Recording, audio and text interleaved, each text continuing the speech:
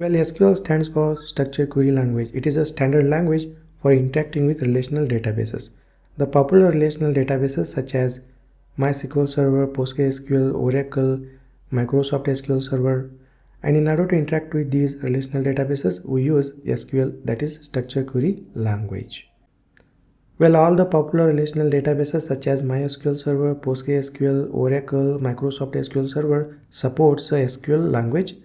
So you can use the same SQL commands or SQL queries with respect to all these relational databases. For example, if you learn SQL with respect to MySQL Server, then you can use the same SQL queries or SQL commands with respect to other relational databases. Okay, so in this course we are going to use MySQL Server relational database, and we use SQL to interact with MySQL Server relational database. Let us take a look into the types of databases. There are two types of databases, relational databases and non-relational databases. In relational databases, the data is organized in tables with rows and columns. The examples for relational databases are MySQL, PostgreSQL, Oracle, Microsoft SQL Server. And these relational databases supports SQL. So we use SQL as a standard language for interacting with all these relational databases. Next, we have non-relational databases. In non-relational databases, the data is stored in formats like key value pairs, documents, or graphs. The examples for non-relational databases are MongoDB, Redis, Cassandra, Neo4j. So mostly we use SQL to interact with relational databases such as MySQL, PostgreSQL, Oracle, and SQL Server. Now let us quickly take a look into categories of SQL commands. The SQL commands are categorized into 5 different parts: DDL, DQL, DML, DCL, TCL. Let us begin with DDL. DDL stands for Data Definition Language. The DDL commands define and manage the structure of a database and its objects, such as tables and indexes. These DDL commands do not manipulate the data itself, but deals with creating or altering database objects. Well, DDL commands we use to create or alter the database objects. The database objects can be a database itself, tables, indexes, views. And the DDL commands are create, alter, drop, truncate. Create command we use to create the databases, tables, and other database objects like indexes, views. Okay. And alter command. So alter command we use to modify the structure of existing table. For example, adding the column, deleting the column, renaming the column, modifying the column. Next, drop command. Drop command we use to delete a table or a database permanently. Next, truncate command. So truncate command we use to remove all the rows from a table quickly without logging individual deletion. So these are the 4 DDL commands that we use to create or alter the database objects such as database, table, index, view. In this course, we will see all these commands with lots of examples. Next category is DQL. DQL stands for Data Query Language. DQL commands are used to query and retrieve the data from a database. These commands allow you to filter, sort, and group the data to extract useful information. And the DQL commands are select command. Well, we use select command to retrieve the data from one or more tables. Along with select command, we can use where clause, order by clause, group by clause, and having by clause to filter, sort, and group the data. Okay, for example, we can use select command with where clause to filter the data.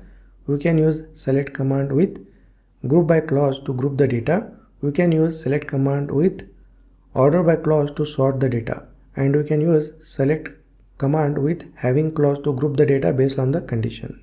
Okay, in this course we will see select statement or a select command with all these important clauses. Let us take a look into the next category, data manipulation language, that is DML. Well, DML commands handle the manipulation of data within a tables. These commands allow inserting, updating, and deleting data in the database. The DML commands are insert, update, delete. The insert command we can use to insert a new rows of a data into table. We can insert a single row or multiple rows by using this insert command.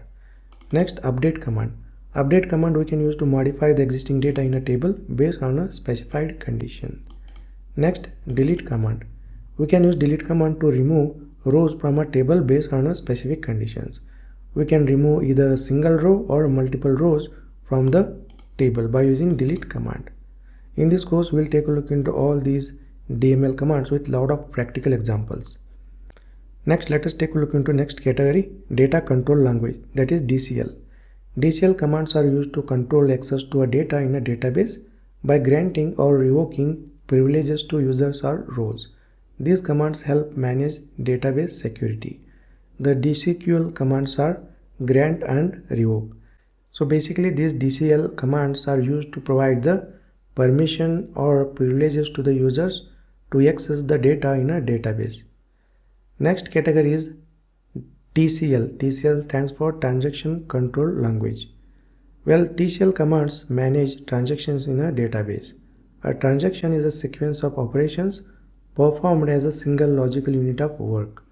A TCL commands help ensure the integrity and consistency of the database. The TCL commands are commit, rollback, save point. The commit command saves all the changes made by DML statements permanently. The DML stands for Data Manipulation Language, and the DML statements are insert, update and delete. So in a transaction we can perform multiple DML operations. In order to save the changes made by all the DML statements permanently, we use commit command. Next, rollback command. The rollback command reverts all the changes made by DML statements since the last commit. Next, save point command. Save point command sets a point within a transaction to which you can later roll back. So these are the important TCL commands. Okay, so these are the important SQL commands categories, and in this course we are going to take a look into the important SQL commands that we frequently use in the real-time projects. Alright, great. I will see you in the next lecture. Hi everyone, welcome back.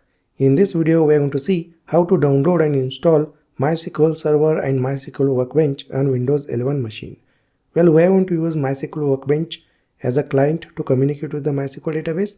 That's why we are going to also install MySQL Workbench in this lecture. Alright, so let us open the browser to download the MySQL installer.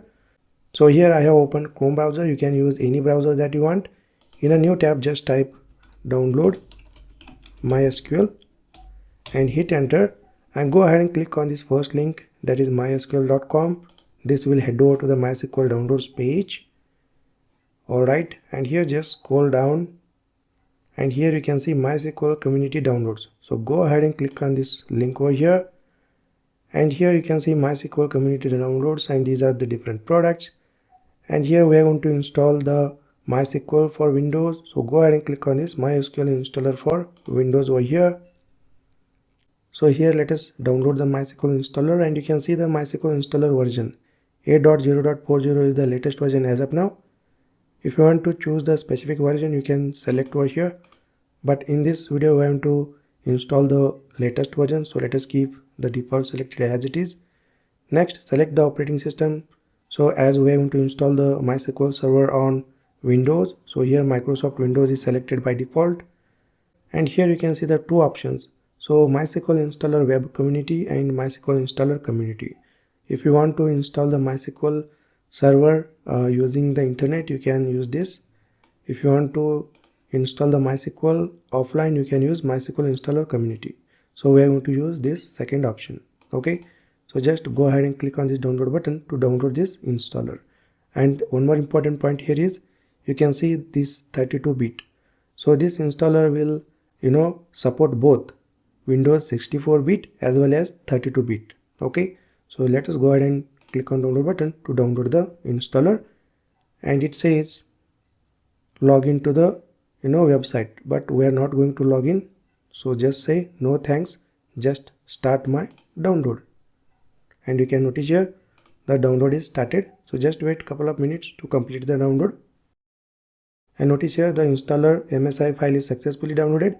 Let us open in the folder and go ahead and double click on this MSI file. Let me minimize this.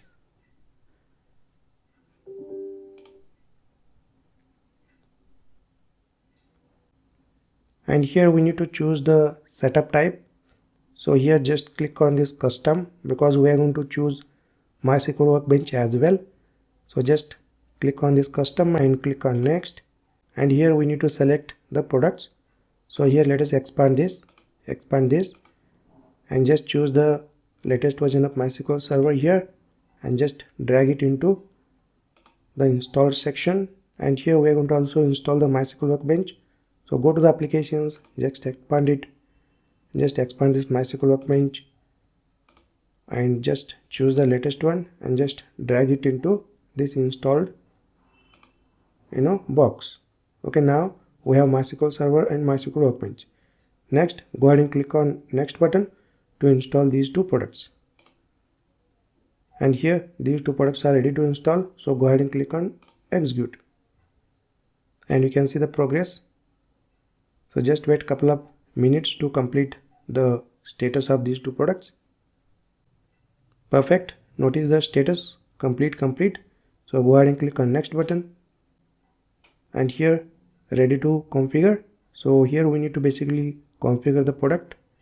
Just click on next. And here type and networking. So let us keep the default as it is. Click on next. And here it is asking for authentication method. So let us keep the recommended option as it is. Click on next. And here we need to configure the password for root user.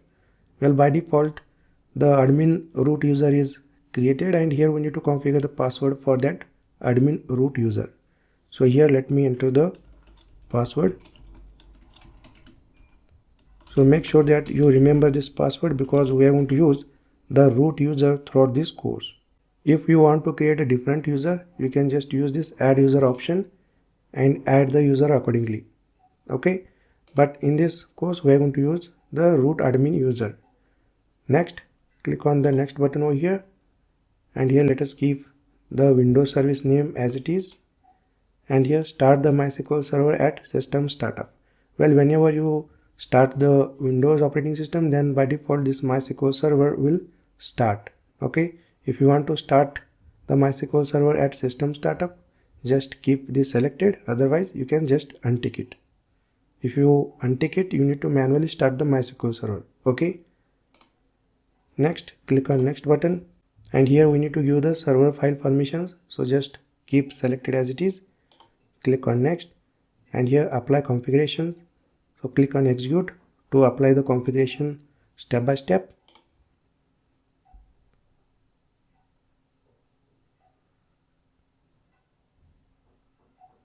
Perfect. The configuration for MySQL server was successful. Next, click on finish to continue. And here click on next button. Before that you can see the status configuration completed. Okay, click on next, and here you can see the installation complete. This means the MySQL server and MySQL Workbench successfully installed in a Windows. Okay, if you want to start the MySQL Workbench, just keep selected as it is. Click on finish. Next, in order to verify whether the MySQL server is successfully installed or not, we can go to the command prompt and open the command prompt over here, and here just type MySQL, hit enter. You can see MySQL is not recognized as a internal or external command. So in order to solve this issue, we need to add a bin path of this MySQL installation to the environment variable path. So let me show you how we can do that. So go to the file system and go to the C drive, go to program files, and here just search for MySQL and just click on this MySQL server, click on bin and just copy this bin path and go to the search bar and just search for environment and open this edit the system environment variables section. Click on this environment variables, and here go to the system variables, select the path, click on edit, and here click on new button to add a new entry and just paste this. Okay, next click on OK. Next let us open the new command prompt. Just close it and open the new command prompt, and here just type MySQL version, hit enter, and there we go. You can see MySQL server 8.0.40. It means the MySQL server is successfully installed. Next, let us also verify the MySQL Workbench installation. So just click on this MySQL Workbench and you can see the user interface of MySQL Workbench. Next, in order to connect MySQL Workbench with MySQL server, we need to establish a connection. So here by default, the MySQL connection is opened by root user. Just click on it. Well, if you remember, while installing the MySQL server, we have given the password to the root user, right? So that password you have to give over here. Okay, and just click on save password in vault and just click on OK. And there we go. The MySQL Workbench is successfully connected with MySQL server. Next, we can go ahead and use this MySQL Workbench to communicate with MySQL server. So basically MySQL Workbench is a client that we can use to communicate with MySQL server. And this MySQL Workbench provides a graphical user interface that we can use to perform different queries to the MySQL server. So in upcoming lectures, we'll learn more about how we can use MySQL Workbench, how we can use the command line interface to communicate with database. Okay. So in this lecture, what we have done, we have installed the MySQL server as well as MySQL Workbench in a Windows 11 machine. Alright, great. In next lecture onwards, we'll start learning SQL. Okay, great. I will see you in the next lecture.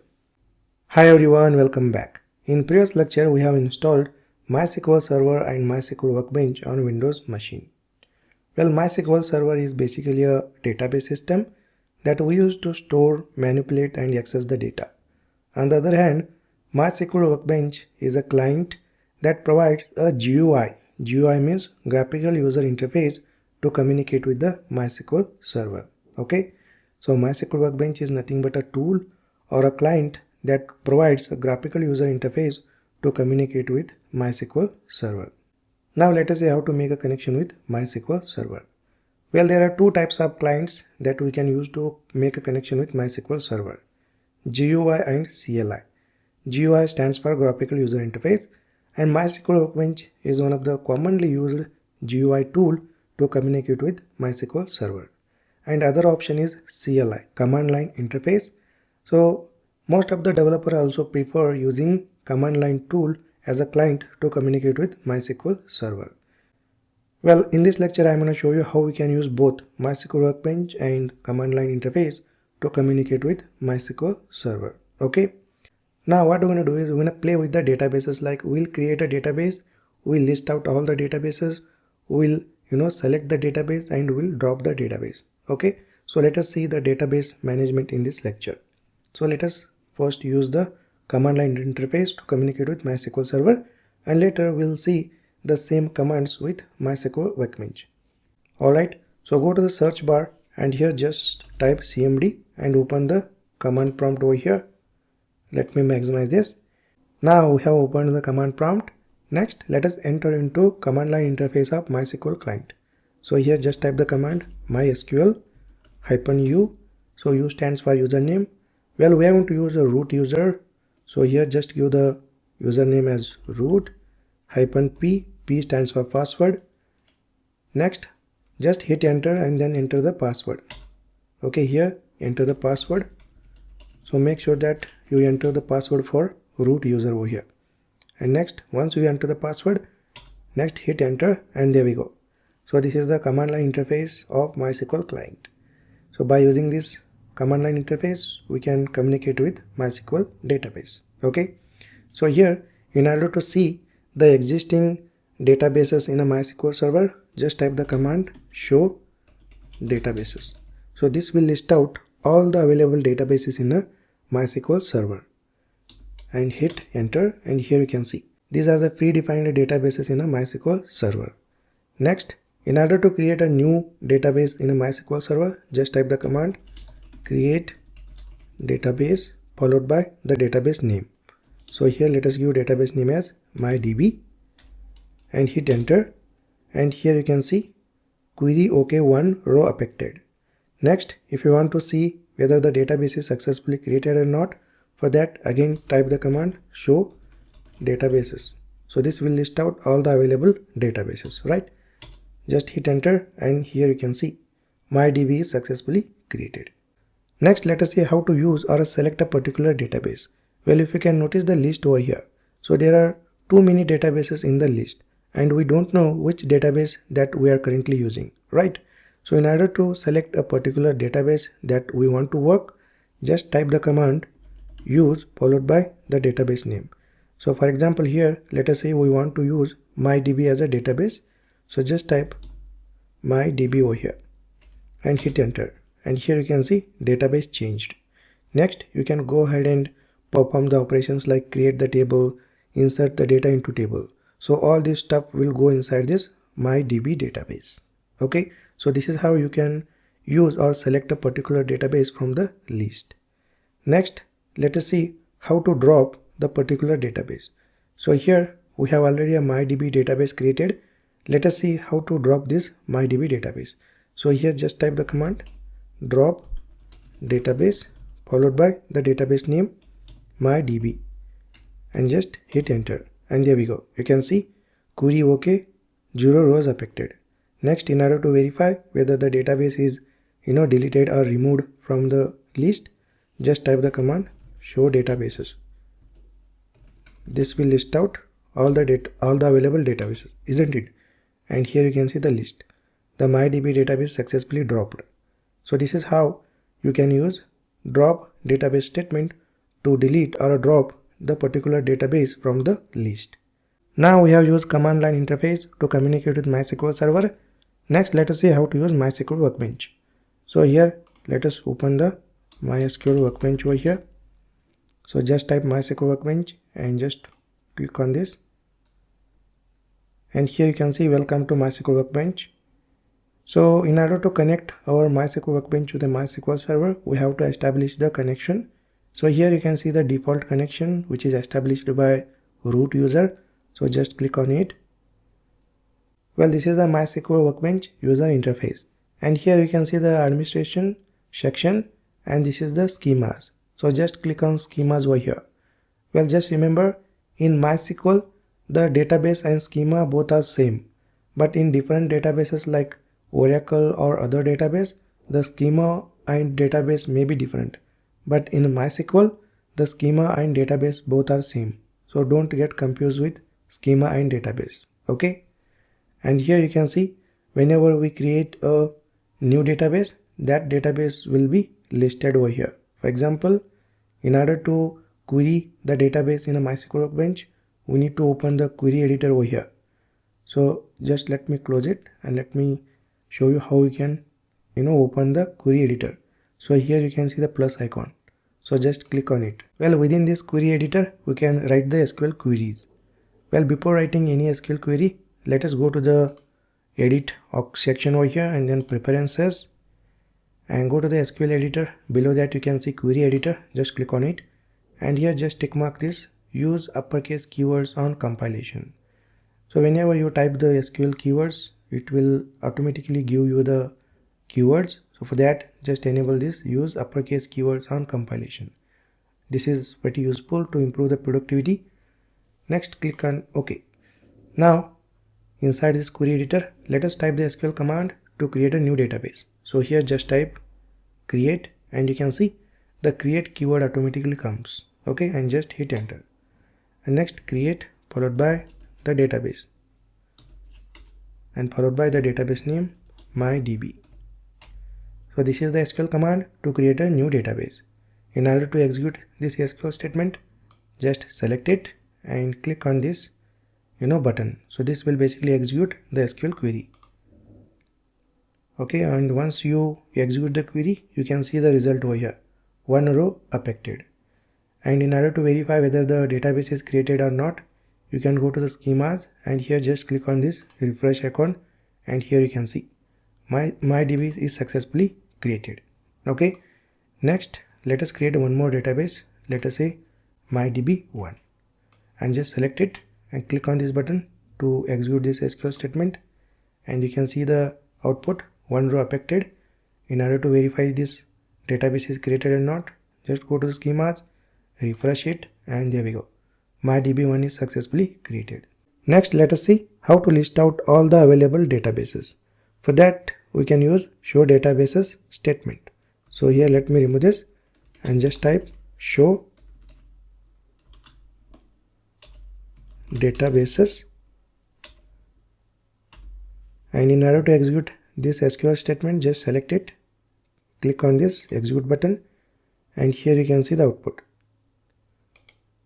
So let me minimize this, and here you can see databases. Okay, so this show databases statement basically lists out all the available databases from the MySQL server. And you can see MyDB and MyDB1, both the databases are successfully created. Well, if you can notice the database differences over here.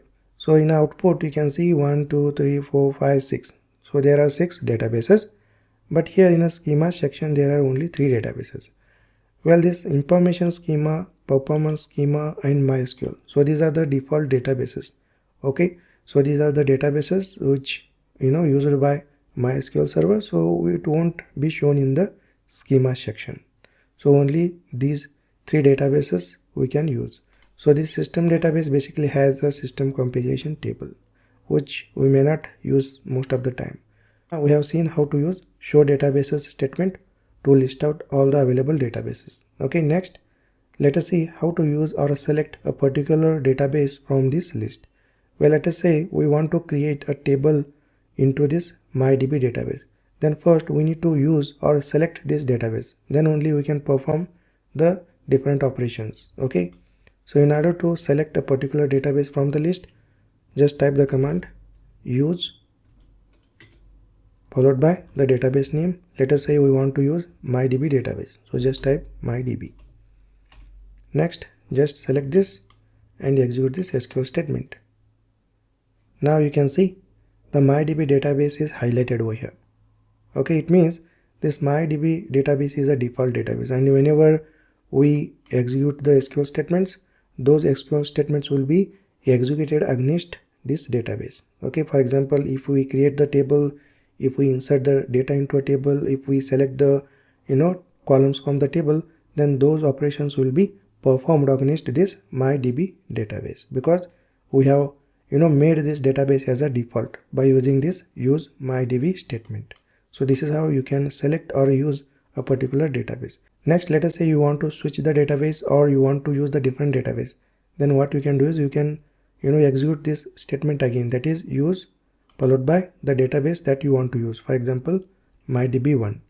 So just execute it and you can see MyDB1 is highlighted. It means this MyDB1 is the default database, and whenever you perform different SQL operations like create table, insert data, all those operations will be performed against this database. Okay, next let us see how to drop or delete the database.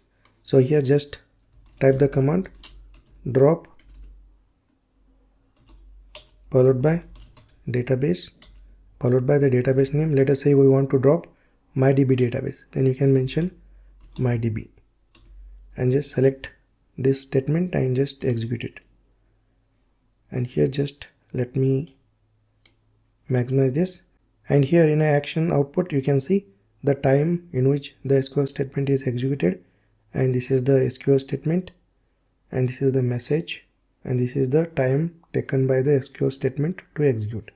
So this is the log or output of this SQL statement.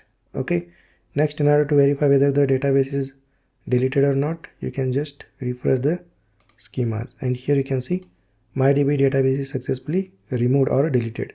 Next, if you want to delete MyDB1 database, you can just type MyDB1 over here and just execute this statement, and here you can see MyDB1 database is successfully deleted. Alright, so these are the couple of commands that we use to create a database, select the database, show the databases, and drop the database. So here let me quickly list out the databases. Create database, database name demo, show databases, use demo, and then drop database followed by database name. So these are the 4 commands we have seen in this lecture, right? And here one more important point is you can see the keyword letters. The keyword can be in a lowercase or uppercase. So most of the time we use the keywords in a uppercase. So here instead of this create, we can use the keyword in a uppercase. So this looks good. That's why most of the programmers or developers use the keywords in a uppercase. So you can also use in a lowercase because MySQL server, it doesn't look into the letters. So the keywords are case insensitive, so you can enter the keywords in a lowercase or uppercase. Alright, great. In next lecture, we will see how to use SQL to create a table in the database. Alright, great. I will see you in the next lecture. Hi everyone, welcome back. In previous lecture, we have seen how to create a database, list out the database, select the database and drop the database using both command line interface as well as the MySQL Workbench. Okay. So throughout this course, we are going to use the MySQL Workbench because most of the developers or programmers prefer using MySQL Workbench as a client to communicate with the MySQL server. Hence, in this course, we are going to use MySQL Workbench. Okay. Well, in this lecture, we are going to learn how to create a tables in a SQL. Well, the tables are essential components of database as they store the actual data. Creating a table involves defining the columns and their data types. Well, in SQL, we use create table statement to create a new table in the database. So this create table statement defines the structure of the table, including its columns and data types. Alright, so here in a workbench, go to the query editor and just remove all these existing SQL statements. So let us first create a database and then we select that database, and then within that database we will create the table. So here just type the command create space database followed by the database name. Let us say EMS. EMS stands for Employee Management System. Well, we are going to take employees as an example, so we are going to use EMS as the database name. Okay, so just select this SQL statement, click on execute button. This will execute the SQL query, and in order to check whether this database is created or not, just refresh the schemas, and here you can see EMS database successfully created. Next, in order to use this EMS database, just type the SQL statement. So just remove it and type use and then database name, that is EMS. Next, just select this SQL statement and click on execute button, and here you can see EMS database is highlighted. It means we have selected this EMS database currently to use. Next, within this database we are going to create a table. So here let me maximize a little bit. Well, in order to create a new table in a database, we use create table statement. So just type cr and select this create keyword and then table. So just type ta and just select this table keyword. So this create table statement we use to create a new table in the database, right? And let's give the table name employees and then parenthesis. Within a parenthesis we define the columns and their respective data types. So here just give the column name id and then followed by the data type int. So this int is a data type that we use to store the numeric data. Next, let us give the comma and then let's give the second column name, that is first underscore name. So the name we basically store in a data type called varchar. So varchar is a data type that is variable length data type that we use to store the text or a string. Okay, so here just type varchar and here let us specify the size. Well, we can give some size like 50. So it means we can store up to 50 characters within this column. Okay. Next, in order to add one more column, just put the comma over here and let's give the next column name last underscore name and then followed by the data type, that is varchar, and let's specify the size. Let us say 50. You can specify any size that you want. Next, let's give email as a column and let's specify the data type varchar and then size 50. Now we have written a SQL statement to create a new table called employees in a EMS database. So in order to execute this create table SQL statement, just select it and click on this execute button, and there we go. You can see. So let me just maximize it, and you can see the action output. You can see the tick mark. It means the SQL statement is successfully executed, and then followed by the time and the action. Action is nothing but the SQL statement followed by the message and then the duration. Okay, and in order to verify whether this table is created in a database or not, we can use the SQL statement show tables. So here after this just type the command show tables. Okay, and if you can notice here, we have multiple SQL statements within this SQL editor. In order to execute a specific SQL statement, we have to just select it and execute it. That's it. And here you can see the output employees. So there is only one table in the EMS database that we have just created. So notice here this query editor has multiple SQL statements, and if you want to execute a particular SQL statement, then just select it and click on this execute button. So this will execute the particular selected SQL statement. And if you don't select the SQL statement and click on this execute button, then it will execute all these SQL statements line by line. Okay, that's why whenever you have multiple SQL statements within this query editor, and if you want to execute the particular SQL statement, then just select it and execute it. Okay, so this is important. Next, let us see how to view the structure of the table. Well, we can use SQL describe statement to view the structure of the table. For example, here let us enter the command describe followed by the table, that is employees. So this command will basically describe all the fields from this table. For example, so let me first maximize this, and here just select this describe SQL statement and execute it. And here you can see, so this is the structure of employees table. You can see the field is nothing but a column. Okay, and the data type and the constraints and key and the default values and the extra. Okay, so this is the structure of this employees table. So whenever you want to view the structure of a particular table, you can use the describe SQL statement like this. So this will basically describe everything about the table, like the fields, data type, the constraints, key, default values, and all those extra things. Okay, so this is how we can use describe statement. Next, let us see how to add a constraints to the columns in a table. So constraints are the rules that are applied to columns in a table to ensure data integrity. The common constraints are like primary key, not null, unique, check, default, etc. So here, for example, in order to add a primary key to this ID column, so after this in data type, just type primary key.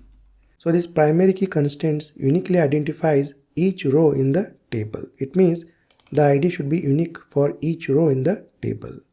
Next, if you don't want to keep the null values in the first name column, then what you can do is you can add a not null constraint to this first name column. For example, here just add not null constraint. So this not null constraint ensures that a column cannot have null value. Okay, next, if you want to make the email column as a unique for each row in the table, then what you can do is you can add unique constraint to this email column. For example, here just call unique constraint. So this unique constraint basically ensures that all the values in a column are unique. Okay, next, in order to reflect these constraints in the table, let us first drop the employees table. So in order to drop the existing table in the database, we can use drop table statement. For example, here just type the SQL command drop followed by table keyword and then followed by the table name employees. Next, just select this SQL statement and click on this execute button. This will drop the employees table. In order to see the changes, refresh the schemas and you can see the table is successfully removed from the EMS database. Next, let us execute this create table statement so that we can see how the constraints will add to the columns. Okay, so in order to execute this particular create table SQL statement, just select it, click on this execute button and just refresh the schemas, and here you can see under tables employees table is successfully created. If you want to verify by using SQL statement, you can execute show tables SQL statement. So just select it and execute it, and you can see here there is only one employees table in the EMS database. Next, in order to view the structure of the employees table, just execute this describe SQL statement. Select it and just click on execute button. So notice the structure over here, field. So these are the columns, and we have added primary key as a constraint to the ID, so that you can see here under key section. And first name, so we have added not null constraint to the first name, that's why the null value is not allowed, that's why you can see the value no. For last name, the null value is allowed because we haven't added not null constraint to the last name, that's why you can see null value is allowed, yes. And email, well, we have marked the email column as a unique by using unique constraint, that's why you can see the key unique. Alright, so this is how you can view the structure of the table. Next, let us see how to rename an existing table in a database. Well, sometimes we may type the table name wrong, or we may have a typo in the table name and we need to rename that table. Then how we can do in a SQL? Well, SQL provides a rename table statement that we can use to rename an existing table in the database. For example, here we have employees table. Next, we want to rename this employees table to staff. Then how we can do that? So in order to do that, we can use rename table statement. So here just type the SQL statement rename table followed by the table name that we want to rename, in our case employees, and next enter the table name staff.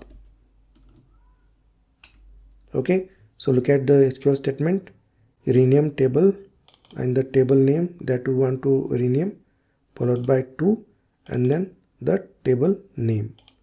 Next, in order to execute this SQL statement, just select it, click on this execute button, and in order to verify whether the changes done to this table or not, just refresh the schemas and here you can see stop. Okay, so basically the employees table is renamed to staff. Okay, and if you want to see the changes by using the command, you can just fire this show tables query. So just select this SQL query and just execute it, and you can see the output stop. In next lecture we will see how to alter the table. Alright, great, I will see you in the next lecture. Hi everyone, welcome back. In this lecture we will learn how to use the alter table statement in SQL.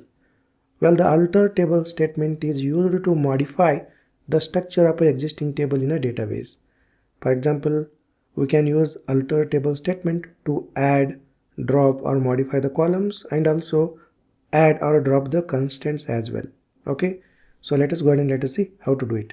Well, first we're going to see how to add a new column to the table, drop a column from the table, modify the column data type, rename the column in the table, and then later we'll see how to add a constraints and drop the constraints. Okay, well, go to the MySQL Workbench and go to the EMS database. Within that we have staff table. So let us drop this table and let's create a new table called employees. So in order to drop the existing table from the database, just type the command drop table followed by the table name staff and just select it and execute it. And just in order to verify that, just refresh the schemas, and here you can see tables empty. It means staff table is successfully deleted. Next, let us execute this create table statement to create a employees table. So just select it and click on this execute button. And in order to verify whether the table is created or not, just execute this show tables query. And here you can see employees table is successfully created. You can also verify from this schema section as well. So just refresh the schemas, and under tables section you can see the table employees. Okay. Next, let us say we have a requirement to add a new column to the existing table. Then we can use alter table statement. For example, let us say we want to add date of birth column to the employees table. Then what we can do is we can use alter table statement. So here let me write the SQL statement: alter table followed by the table that we want to alter, that is employees. Next, in order to add a new column to the employees table, just add the option add followed by the column that we want to add. Let us say date underscore of underscore birth. Next, we need to specify the data type, that is date. So here we are using date data type to store the date. Okay. Next, let us select this SQL statement and just click on this execute. Next, in order to verify whether the new column is added to the existing table or not, we can execute describe statement. So just select this describe employees statement, click on execute, and you can see the result over here. Date of birth column is successfully added to the existing employees table. So this is how we can use alter table statement to add a new column to the existing table. Well, whenever we work on the real-time projects, we see this kind of requirements, like we need to add a new columns to the existing table. Okay, so this is how you can do that. Next, let us see how to drop the existing column from the table. So it's pretty simple.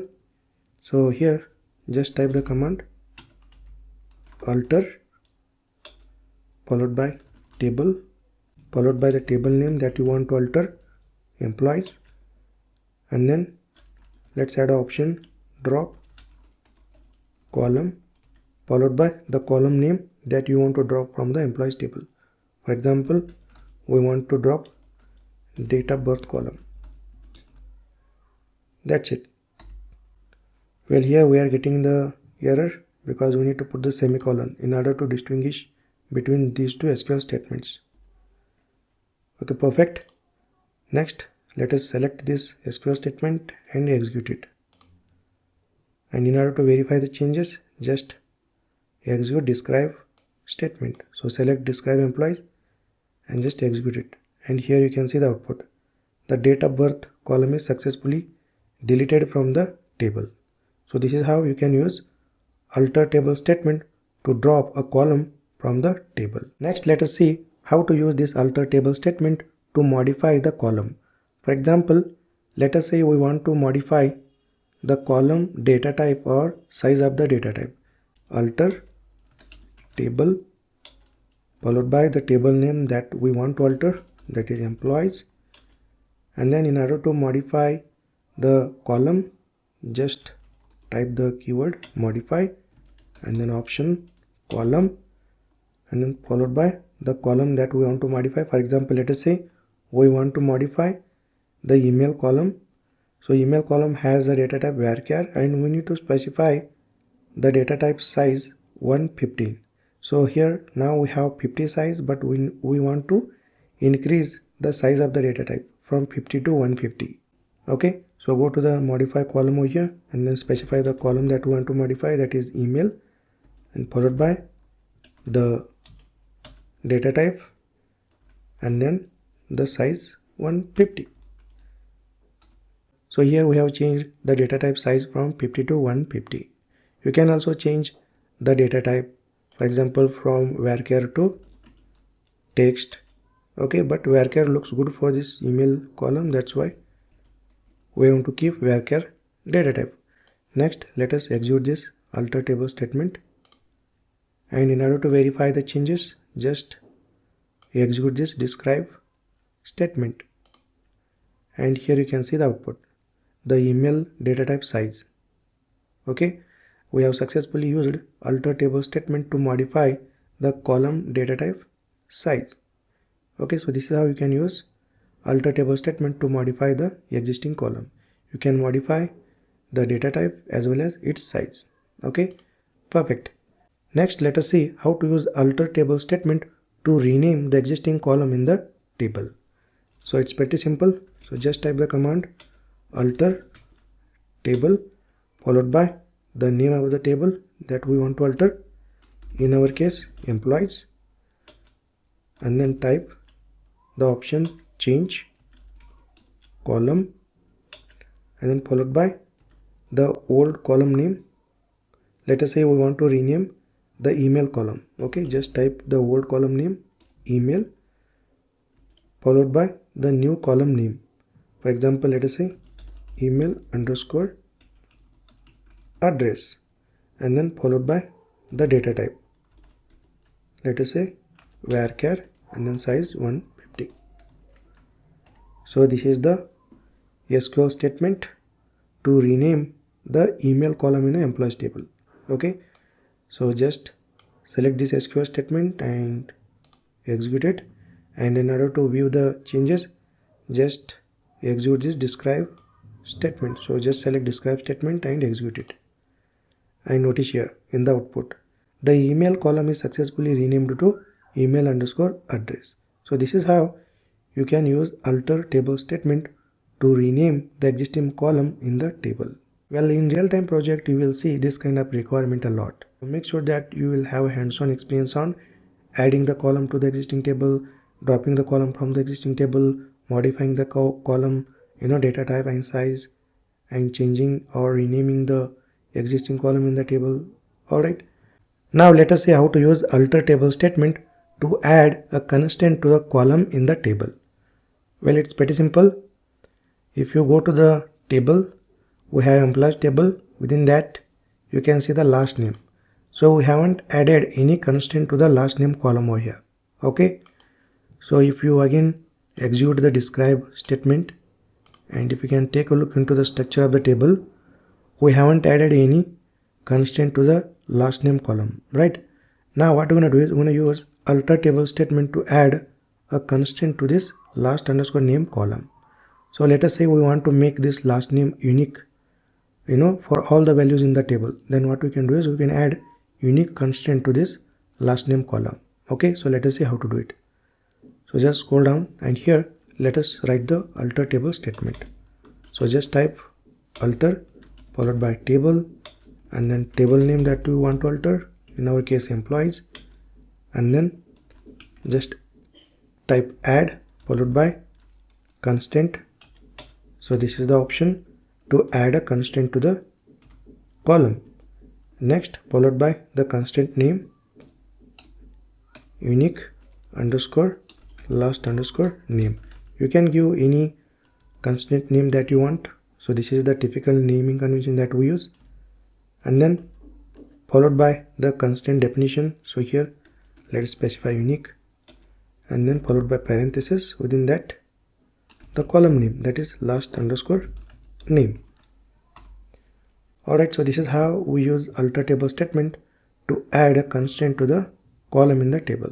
Okay, next let us select this SQL statement and then click on execute, and in order to verify the changes, just execute this describe employees statement, and in output you can see the unique key constraint is successfully added to the last name column. So this is how we use alter table statement to add a constraint to a column in the table. Next, let us see how to drop the constraint from a column in the table. Okay, so let us say we don't want last name unique in each row in the table, then we can drop the unique constraint from the last name.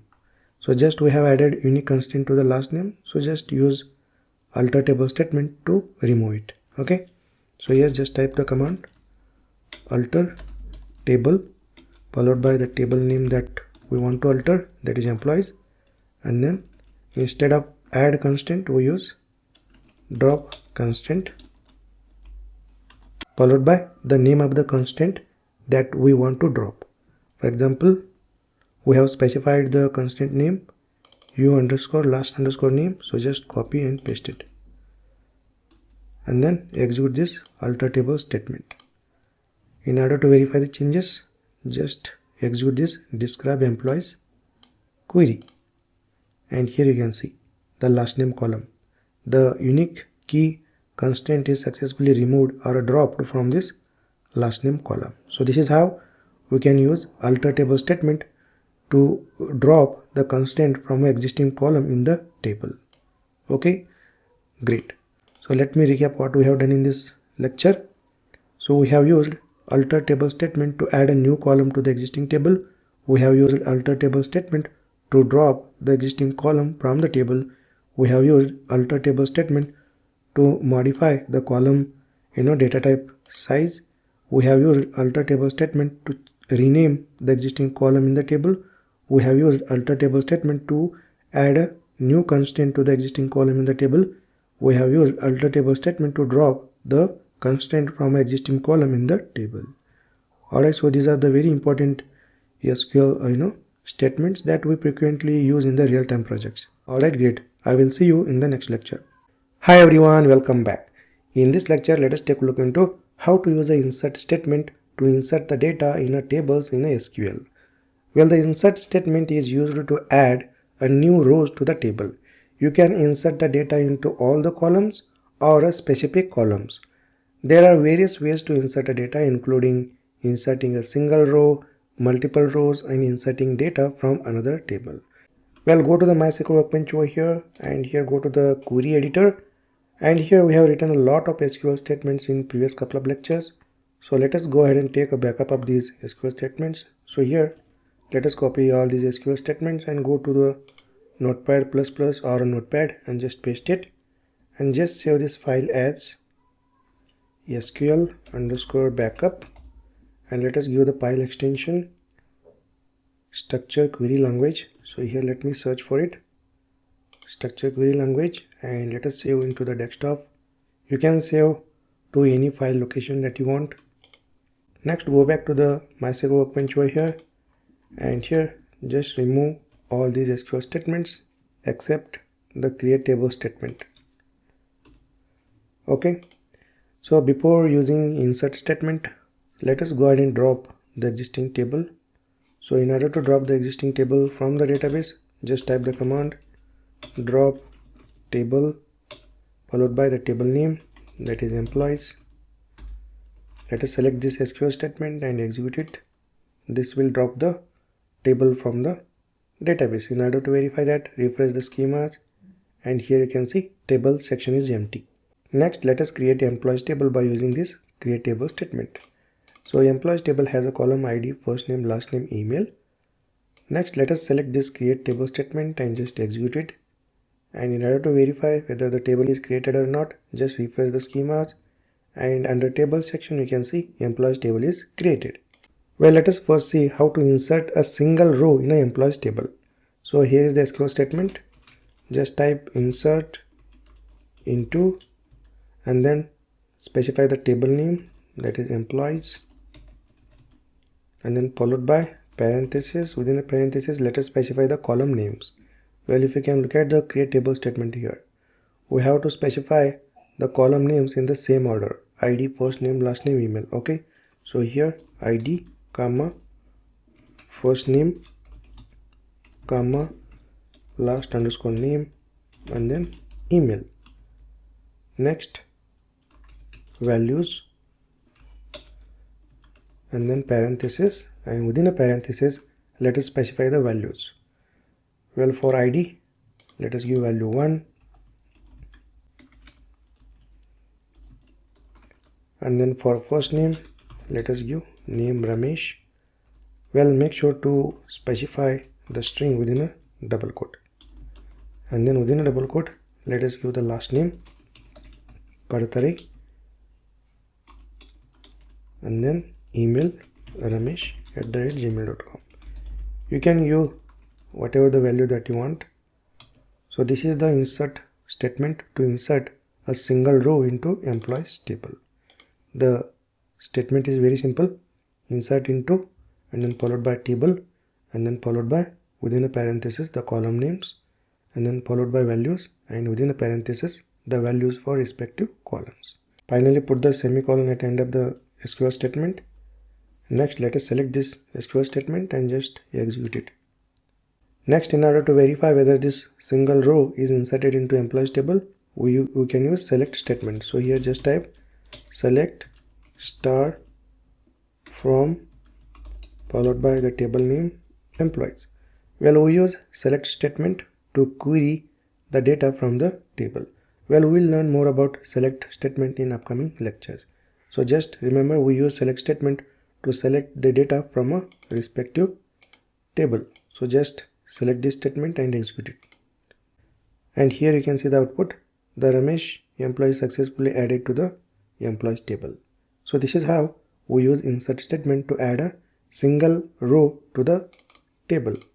Next, you may have a question like, can we insert the data into a table without specifying the column names? The answer is yes.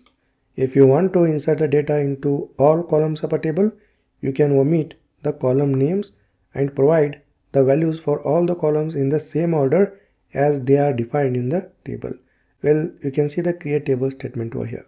ID, first name, last name, email, right? If you want to omit the column names from the insert statement, then you have to provide the values for all the columns in the same order. Okay, ID, first name, last name, email. You need to follow the same order like this. Okay, let us see with an example.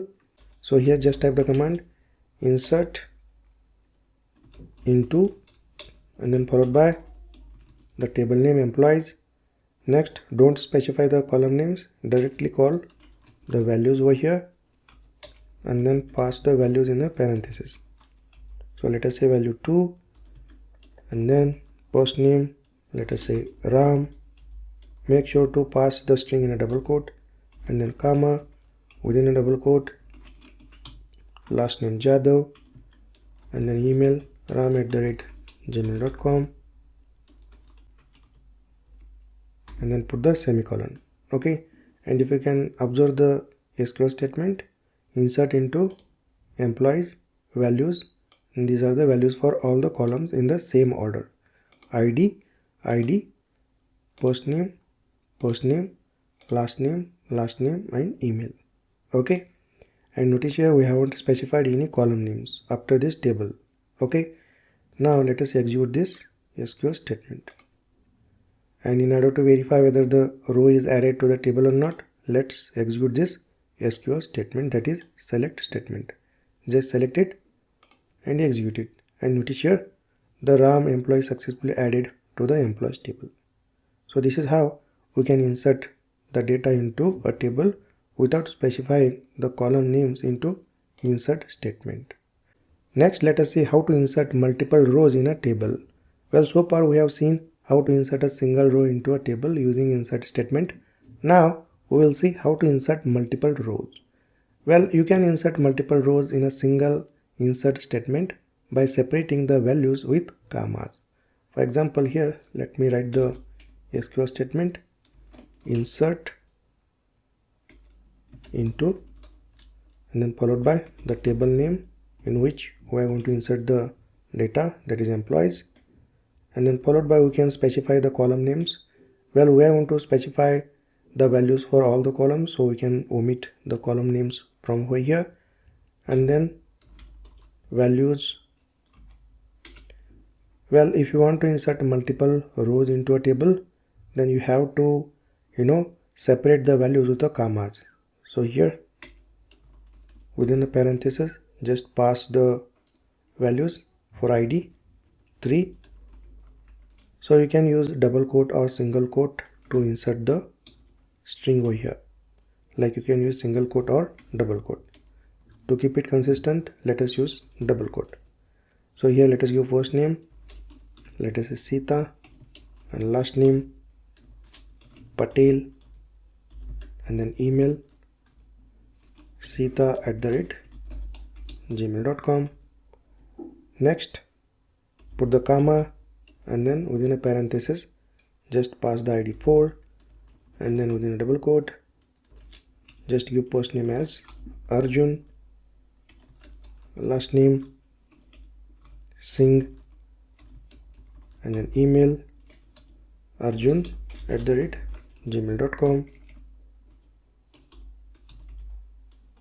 Alright, next put the comma and then within a parenthesis just pass id 5 and then give first name Priya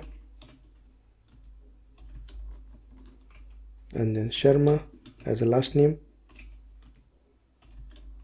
and then email priya@gmail.com and finally put the semicolon. Alright, so this is how we can insert multiple rows in a single insert statement, separating the values with commas. Okay, next let us select this SQL statement and just execute it.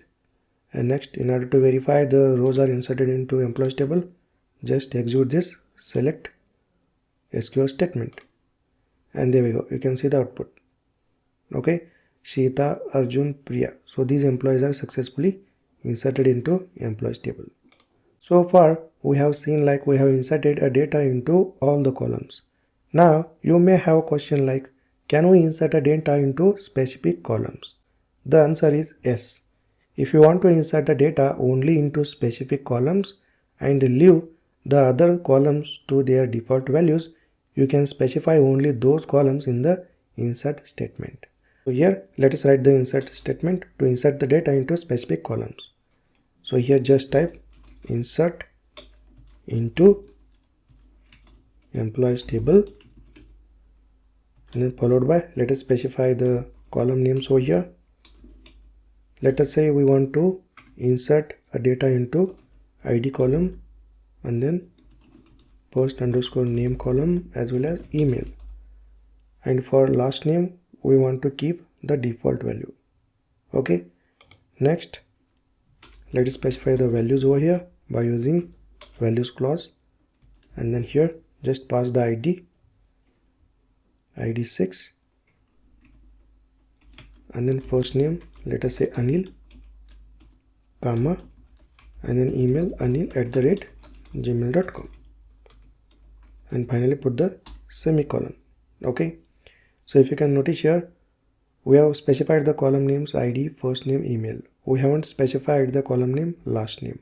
Okay, and make sure that whenever you want to insert the value into specific columns, then you have to also note the constraint as well. So you can see ID has a constraint primary key, so you have to add this ID as a column because ID expect the value, and first name has a constraint not null, so you have to specify the column name first name in the insert clause because you cannot insert null value into first name.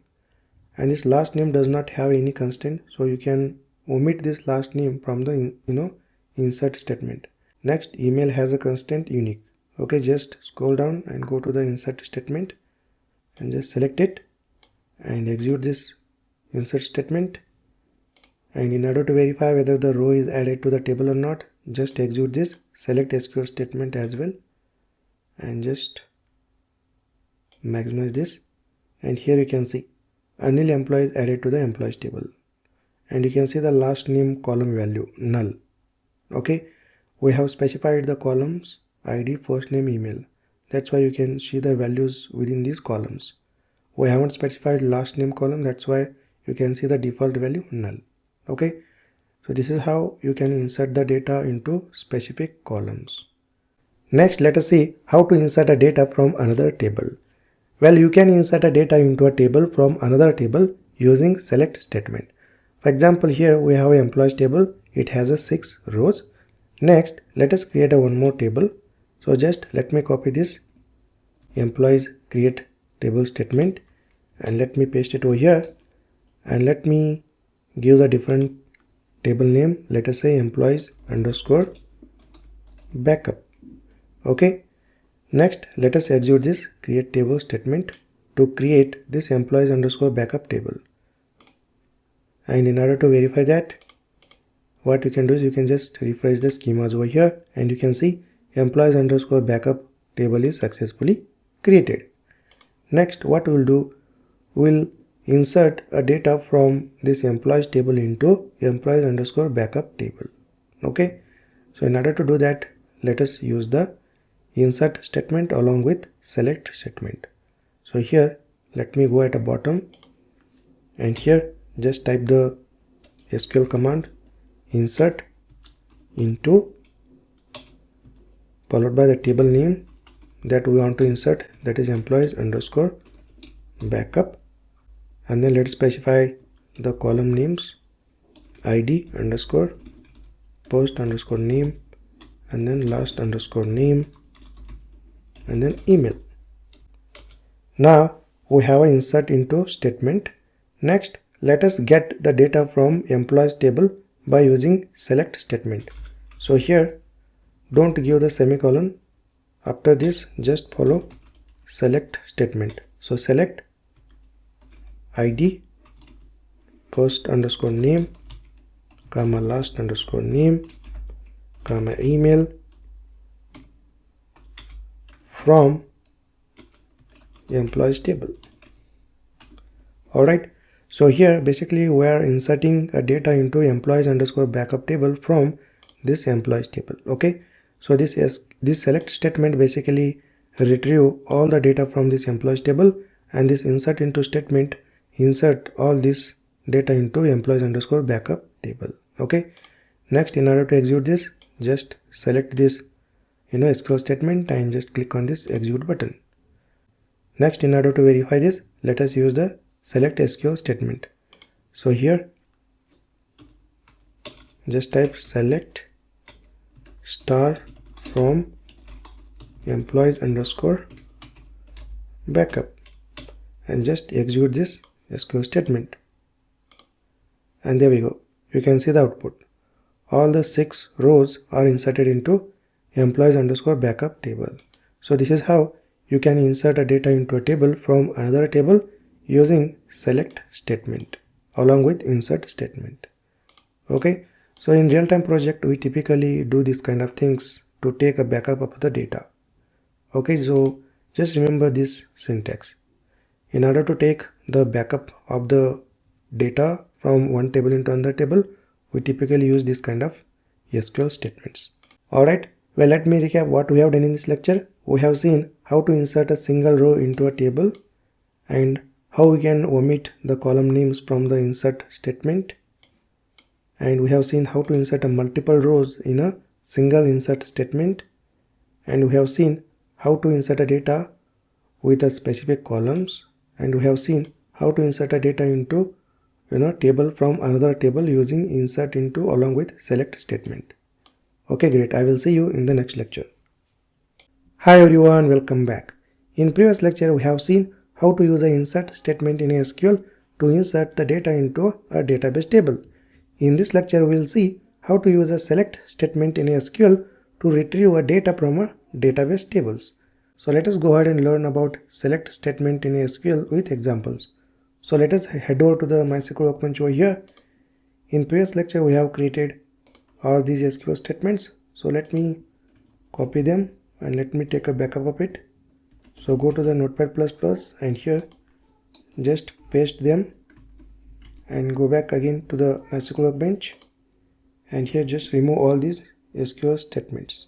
Okay, and again in previous lecture we have created employees table along with some data into a table. Now in this lecture we will see how to use a select statement in SQL to retrieve a data from this employees table. So here just type the select statement, select, and then followed by the column names id comma first name and then comma last underscore name and then email and then from clause followed by the table name, that is employees. Well, notice the select SQL statement, select followed by the column names and followed by the from clause and then the table name from which you want to retrieve the data.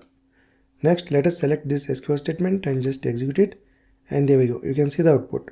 So this select SQL statement retrieved all the columns data. You can notice here. Well, notice this select SQL statement over here.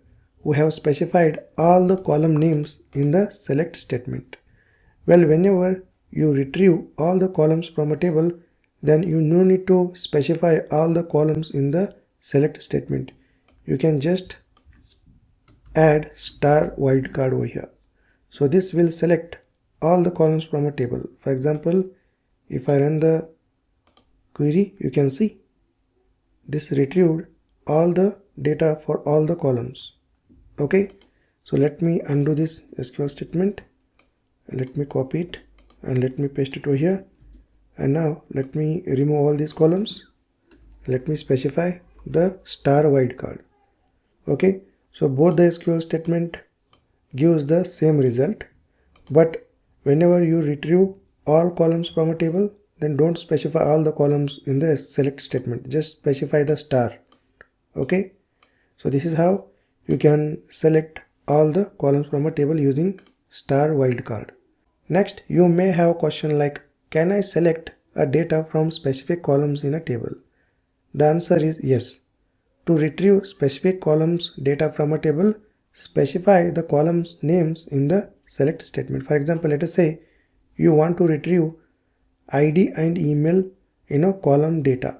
Then what you can do is you can just specify ID and email column names in the select statement. For example, here just write select and then specify the column names ID comma email and then from followed by the table name employees. Okay, so this is how you can retrieve the specific columns data from a table. Next, let us select this SQL statement and just execute it, and here you can see the result ID email. Okay, so this is the data for these two columns ID and email. Okay, so this is how you can get the data for specific columns from a table. Next, let us see aliasing a column in select statement. Whenever a column name in a table is too difficult to read and understand, SQL provides a method to alias this column name into another understandable and relative name. So this done using as keyword. So you can use as keyword in a select statement to display the column names of the table as alias names in the result set. For example, here we have a select statement, select ID, first name, last name, email. Next, let us say we want to add a different name to first name, last name columns in the result set. Then what we can do is we can simply use the alias. For example, here let me execute this select statement, and here instead of using first underscore name column, we want the alias like first name, which is readable. For example, here let me copy this select statement and let me paste it over here, and let me give the alias for this first name and last name as well as email. So here, in order to give alias for this first name, just use as keyword. The alias name, let us say first name. Similarly for last name, last underscore name as last name, and for email as email underscore address.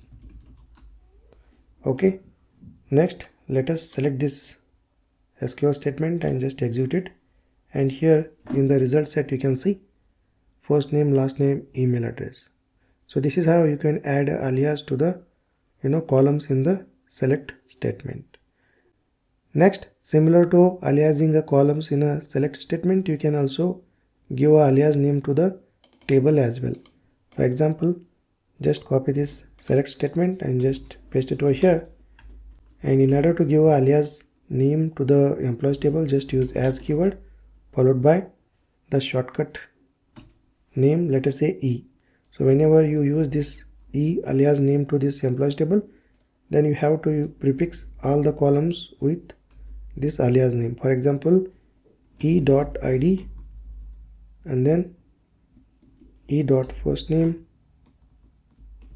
E.last name, and then E.email. Next, let us select this statement and just execute it, and here you can see the output. Well, this table aliasing is especially useful whenever you join multiple tables. Well, we'll see in upcoming lectures how we can use this table alias when we perform the joining between multiple tables. Well, let me recap what we have done in this lecture. We have used select statement to retrieve the data from a database table, and then we have seen how to use star wildcard to retrieve all the columns data from a table, and then we have seen how to retrieve the specific columns data from a table, and we have seen how to add a alias to a columns in a select statement, and we have also seen how to add a alias to a table in the select statement. Okay, great. I will see you in the next lecture. Hi everyone, welcome back. In this lecture, we'll discuss how to use update statement in SQL to modify the existing records in a table. Well, the update statement is used to change the data of one or more records in a table. It can update all the rows, specific rows based on a condition, or a specific columns in the table. Okay, so let us go ahead and let us see how to use update statement in SQL to modify the existing records in a table. Let us head over to MySQL Workbench over here, and here in previous lecture we have seen the select statement. So let us take a backup of all these SQL statements. So let us copy all of them and go to the Notepad++ and just paste it. Okay, next go back to the MySQL Workbench again and just remove all of them. Now before proceeding to the update statement in SQL, let us drop all the tables and its data, so that we'll begin with fresh. Okay, so here in order to drop the existing table and its data, just type the command drop table and followed by the table name employees, and just execute this SQL statement. And next also remove the employees underscore backup table as well. So here employees underscore backup, and then execute this SQL statement and refresh the schema, and you can see here all the tables are successfully removed. Now we'll begin with update statement in SQL. Okay, so basically we use update statement in SQL to modify the existing records in a table. So first of all, what we'll do, we'll create a table and we'll insert some sample data. For that, I have quickly created a create table statement to create an employees table, and insert statement to insert the multiple rows into employees table. So here create table employees table, it has a columns ID, first name, last name, email and salary, and here insert into statement has the rows 1 2 3 4 5 6. Okay, next in order to execute these two SQL statement, just select and click on execute button and then refresh the schemas over here, and you can see here employees table is successfully created. Next, in order to verify whether the data is inserted into this table or not, for that we can use select statement, right? So here let me remove this, and here just type select star from employees and then execute this statement, and here you can see the rows are successfully inserted into employees table. Now we are good to use update statement to update the existing records in a table. For example, here in a result set we have a Ramesh employee who has an email ID ramesh@gmail.com.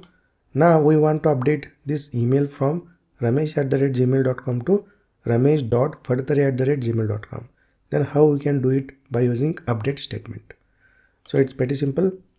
So just type the SQL command update followed by the table that we want to update, that is employees, and then followed by the set keyword, and then followed by the column name that we want to update, in our case email, and then here just specify the new value in a double quote.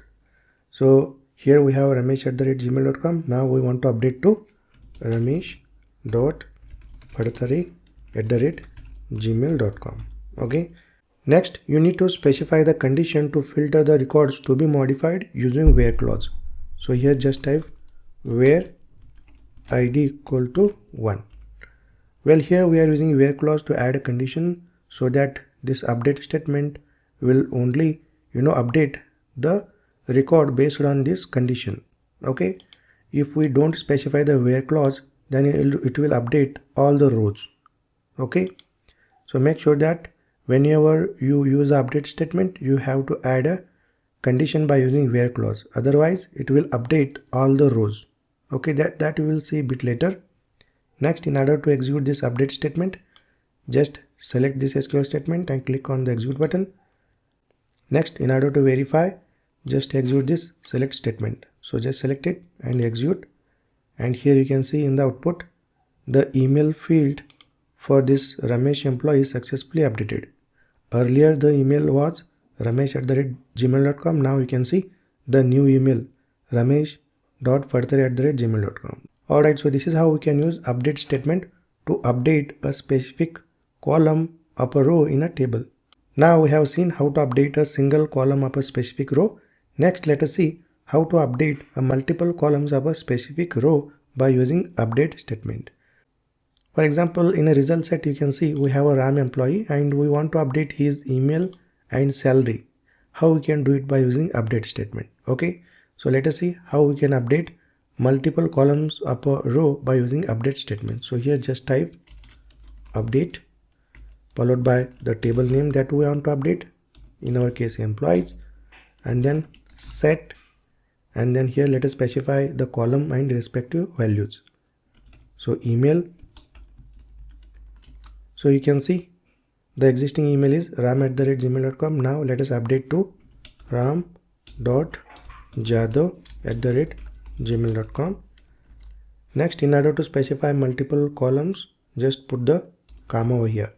Next, let us specify the salary column. So now you can see salary 20,000. Let's update to 25,000. So here just type salary equal to 25,000. Okay. Next, we need to also put the where clause to add the condition. Otherwise, it will update all the rows. Okay. So just type where id equal to 2. So Ram employee has ID 2. So the ID is a unique for each employee. So let us add ID field in the where clause. Next, let us go ahead and execute this SQL statement. So just select it and click on execute button. Next, in order to verify, just execute this select star from employees statement. And here you can see in the result set, the Ram employee's email and salary is successfully modified. Next, let us go ahead and let us see how to update multiple rows by using this update statement. Well, if you can notice the result set rows over here, the Ramesh employee has a last name Phadtare, and here Umesh employee also has a last name Phadtare. So let us go ahead and update these two rows by using update statement. For instance, let us increase the salary of these two employees by 5,000 by using update statement. Okay. So if you want to update multiple rows, then you have to identify the same values in a columns. Okay, now you can see there are two employees who have the same last name. That's why we can able to use the update statement to update these two employees. Okay, so here just type the update statement, update followed by the table that we want to update, that is employees, and next let us add a set keyword followed by the column, that is salary. So here salary equal to salary plus 5,000. Next, let us add a where clause to add the condition, where last name, last underscore name equal to Phadtare. So here we are incrementing the salary of Ramesh and Umesh employee by 5,000 by using this update statement. Next, let us go ahead and execute this update SQL statement. So just select it, click on execute. Well, we got the error. In order to see the error, go to the action output, and here you can see we got the error. It says you are using SAP update mode and you tried to update a table without where that uses key column. To disable this SAP mode, go to the SQL editor. Well, if you can see the update statement where clause, here we are using last name column, right? But this update statement basically expect the key column in the where clause. Like the ID is a primary key, so we can include primary key in the where clause. But here we are using last name, which is not a key column. That's why we are getting this kind of error. Well, by default, the SAP update and delete mode is enabled in a MySQL Workbench. In order to execute this update statement, we have to disable the SAP mode. Okay. So in order to disable the SAP mode, go to the edit. Well, in real-time project, we encounter this kind of error. Okay. And here I am going to show you how we can toggle this kind of error. So in order to disable the SAP update mode, go to the edit and go to the preferences. And here go to the SQL editor and just scroll down, and here you can see save updates. So the save updates is enabled for update and delete. Okay, just untick mark this and click on OK. Next, once we do this change, next we need to also reconnect the server. For that, go to the query and here you can see reconnect to server. So in order to reflect the changes, we need to reconnect to the server. Just click on it. Now what we'll do, we'll run this update statement again. So just select this update statement, click on execute, and now you can able to see here the update statement is successfully executed, and here you can see output 2 rows affected. Next, let us verify the output. In order to verify, just execute this select SQL statement, and here let me minimize this, and notice here the salary column is updated. So the Ramesh employee and Umesh employee, both salary is incremented by 5,000. Earlier the Ramesh employee has a salary 25, now you can see 30,000, and earlier the Umesh employee has a salary 20,000, now you can see 25,000. It means we have successfully updated these 2 rows by using this update statement. Okay, so this is how we can use update statement in a SQL to update multiple rows. Okay, perfect. And one more important point here is, whenever we use the update statement, we have to add a where clause. Otherwise, the update statement will update all the rows.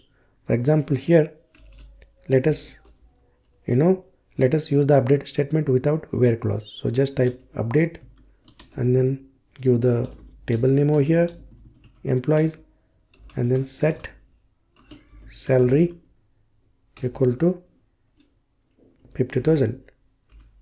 So here we are modifying the salary column value to 50,000. And if you can notice here, we haven't provided a where clause here. So this update statement will update all the rows. For example, if I run this SQL statement and if I verify the output, you can see the salary column over here. All the rows are modified.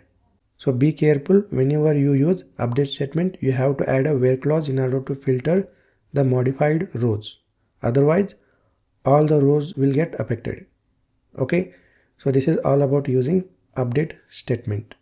So let me recap what we have done in this lecture.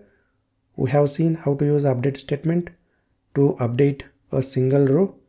Next, we have seen how to use update statement to update multiple columns of a single row, and we have seen how to use update statement to update multiple rows, and we have also seen how to use update statement without where clause. Alright, great. I will see you in the next lecture. In this lecture, we will take a look into delete statement in SQL. Well, the delete statement is used to delete existing records in a table. You can delete a specific row based on the conditions or all the rows in the table. Well, it is important to use delete statement with precaution, especially when not specifying a condition, as it can lead to loss of all the data in the table. Well, remember, whenever you use delete statement, then make sure to use the where clause in order to delete a specific rows. Otherwise, it will delete all the rows in the table. Okay, so we'll see in an example without using where clause how delete statement behaves. Okay, so let us go to the MySQL Workbench and let us see how to use delete statement in a SQL. So here in previous lecture we have seen about the update statement. So let us copy all these update SQL statements and let us take the backup.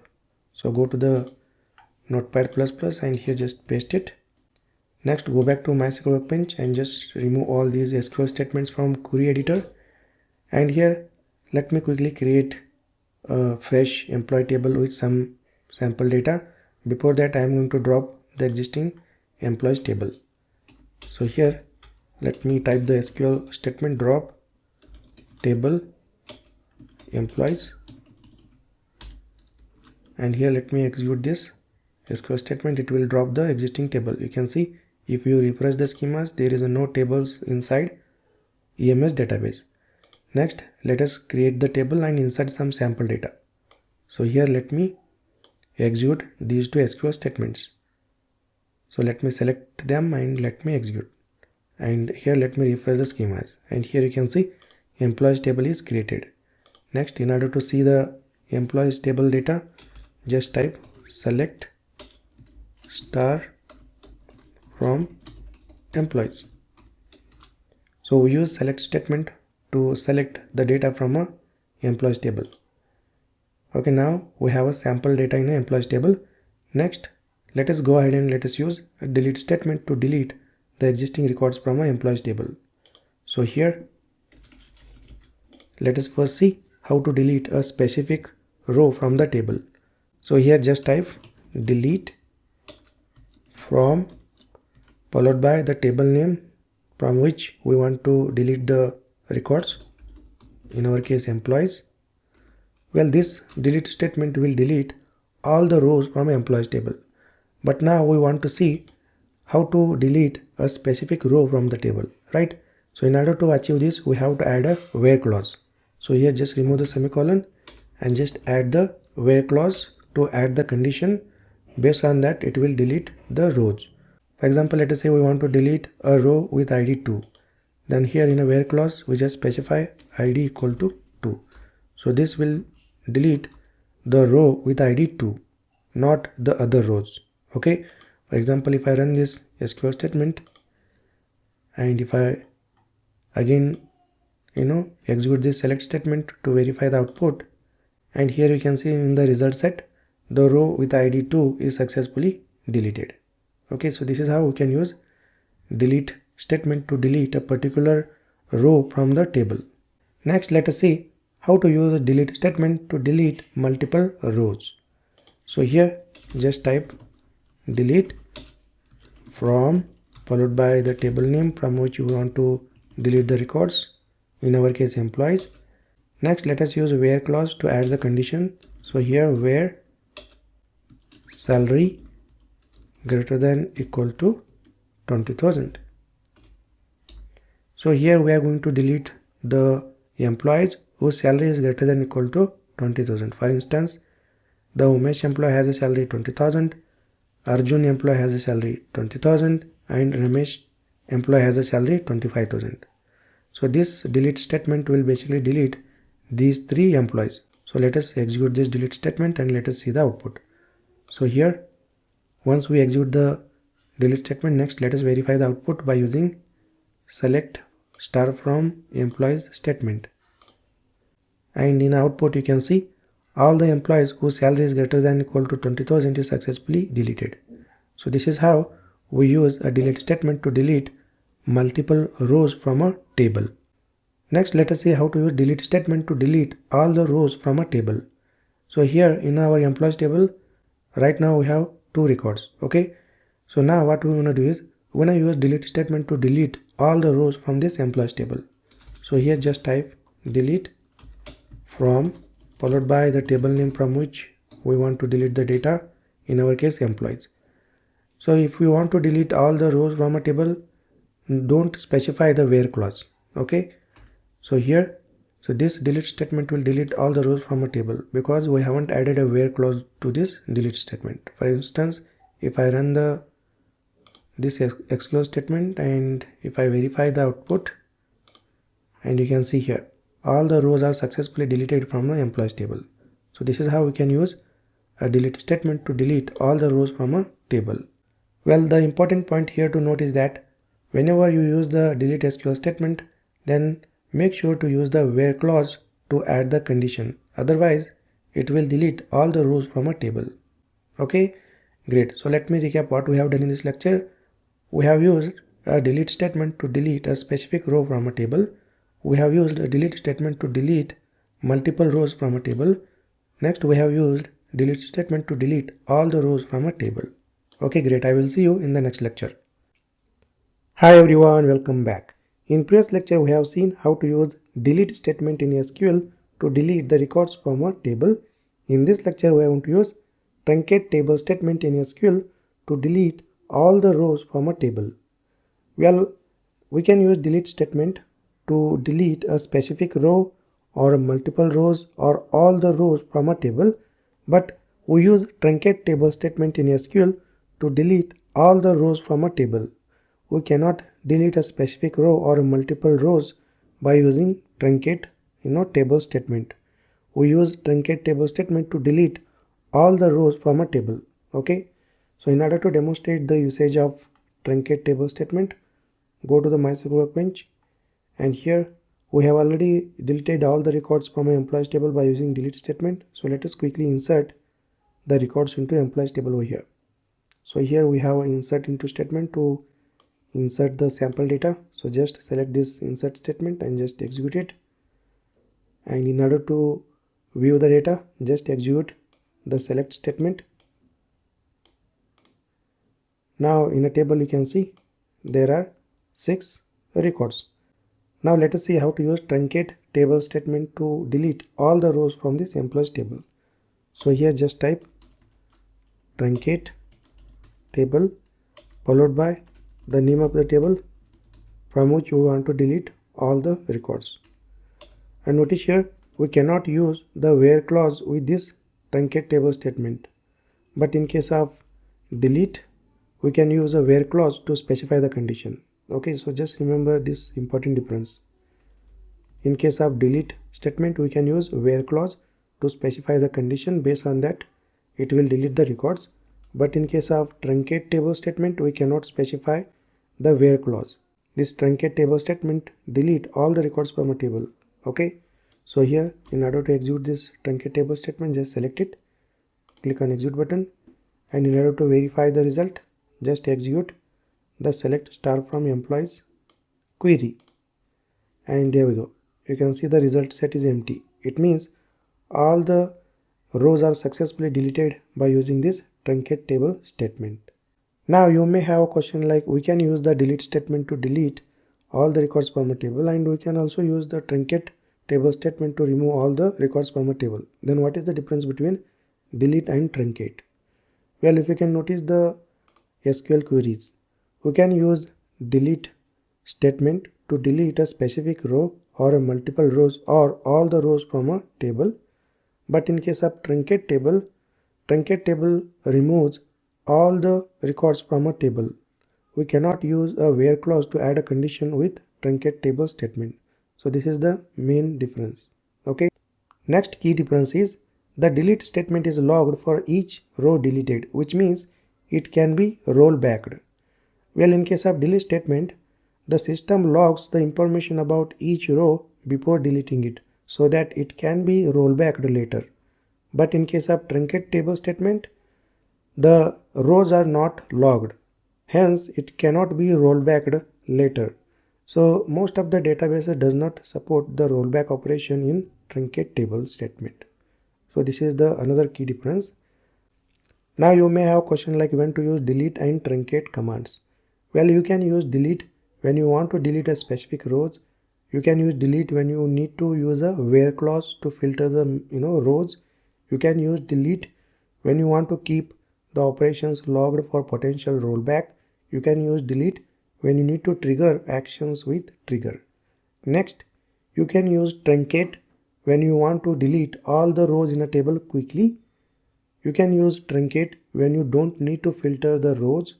You can use truncate when you want faster operation and don't need to roll back it later. You can use truncate when you don't need triggers to be executed. Now you may have a question like, in terms of performance, which command should I use to delete all the records from a table? Either should I use delete command to delete all the records from a table, or should I use a truncate command to delete all the records from a table? Well, the truncate command is quite faster than delete because it does not log each row deletion. Whenever you want to delete all the records from a table quickly and efficiently, then go ahead and use truncate. It improves quite performance because it does not log any row deletion. Hi everyone, welcome back. In this lecture, let us discuss how to use where clause in a SQL to filter the records. Well, the where clause is used to filter the records in a SQL. It is used to extract only those records that fulfill the specific condition. The where clause can be used with select, update and delete statements. And we will also see how to use a where clause with the comparison operators and logical operators as well. Okay, so here let's go to the MySQL Workbench. And in previous lecture we have created these SQL queries. So let us copy them and let us take the backup in the notepad. and then just remove all these SQL statements and let us start with a fresh. So let us drop the existing table, drop table employees, refresh the schemas. Next here let me create a employees table with ID, first name, last name, email, salary, department columns, and this is the insert into statement to add a couple of sample records to the employees table. Okay, and notice here the department IT, HR, sales. So different employees are belongs to different department. Okay, next let us execute these SQL statement. So select them and click on this button to execute these SQL statements. Next, in order to verify, just type the command select star from employees. Select this particular SQL statement and just execute it, and here you can see the result set. There are total 6 records in the employees table. Okay, and you can see the department. So IT department, HR department, and sales department. Okay, next let us go ahead and let us see how to use where clause with different statements like where clause with select statement, where clause with update statement, and where clause with delete statement. So let us begin with how to use where clause with select statement. So here just type select star from employees. Next let us add a where clause to this select statement, where department equal to IT. Now we have written a SQL statement to retrieve all the employees who are belongs to a department IT, and here we use the where clause to add the condition. So where clause we basically use to filter the records based on the condition. Okay, next let us go ahead and let us see how to use where clause with the update statement. So here just type update statement, update followed by the name of the table that we want to update, that is employees, and then set keyword followed by the column that we want to update. For example, let us say the Ramesh employee has an email ramesh@gmail.com. Now we want to update the email from ramesh@gmail.com to ramesh.fadhare@gmail.com. Okay, so here let us specify the column name that we want to update, email, and then within a double quote let us specify the new email, that is ramesh.fadhare@gmail.com. Next let us add a where clause to add the condition where ID equal to 1. So notice here Ramesh employee has ID 1. So this ID we have given in the where clause. So this where clause we are using to filter the employee with ID 1. Okay, next let us select this update statement and just execute it, and in order to see the output just execute this select star from employees statement, and here in a result set you can notice the employee, Ramesh employee email ID. Earlier the email was ramesh@gmail.com, now updated into ramesh.fadhare@gmail.com. So this is how we can use update statement along with a where clause to update the specific row. Okay, next let us see how to use a where clause with a delete statement. So here delete from followed by the name of the table from which we are going to delete the data, in our case employees, and then let us add a where clause and then ID equal to 2. So this is the SQL statement to delete a particular employee with ID 2, and here we use the where clause to specify the condition like filter the employee whose ID is 2 and just delete it by using this delete statement. Next let us select this delete statement and click on execute button, and in order to verify the output just execute this select star from employee statement, and here you can see the employee with ID 2 is successfully deleted from the table. Now we have seen how to use where clause with select statement, update statement, and delete statement. Next let us go ahead and let us see how to use a where clause with the comparison operators. The comparison operators like equals, not equal, greater than, less than, greater than equal to, less than equal to. Okay, so here let us add the select statement, select star from employees, and then where department equal to sales. Well, notice here we are using comparison operator equals. So this equal operator we are using to assign a value to the column in a where clause. Next, let us select this statement and just execute it. And notice here this select statement basically retrieved the employee data whose department is sales. Okay, so this is how we can use comparison operator equals in a where clause. Next, let us see how to use not equal comparison operator in a where clause. So just copy this SQL statement and just paste it over here, and here just change the comparison operator from equal to not equal. So this will basically retrieve all the employees that are not belong to sales department. Just select this SQL statement and execute it, and notice here the result.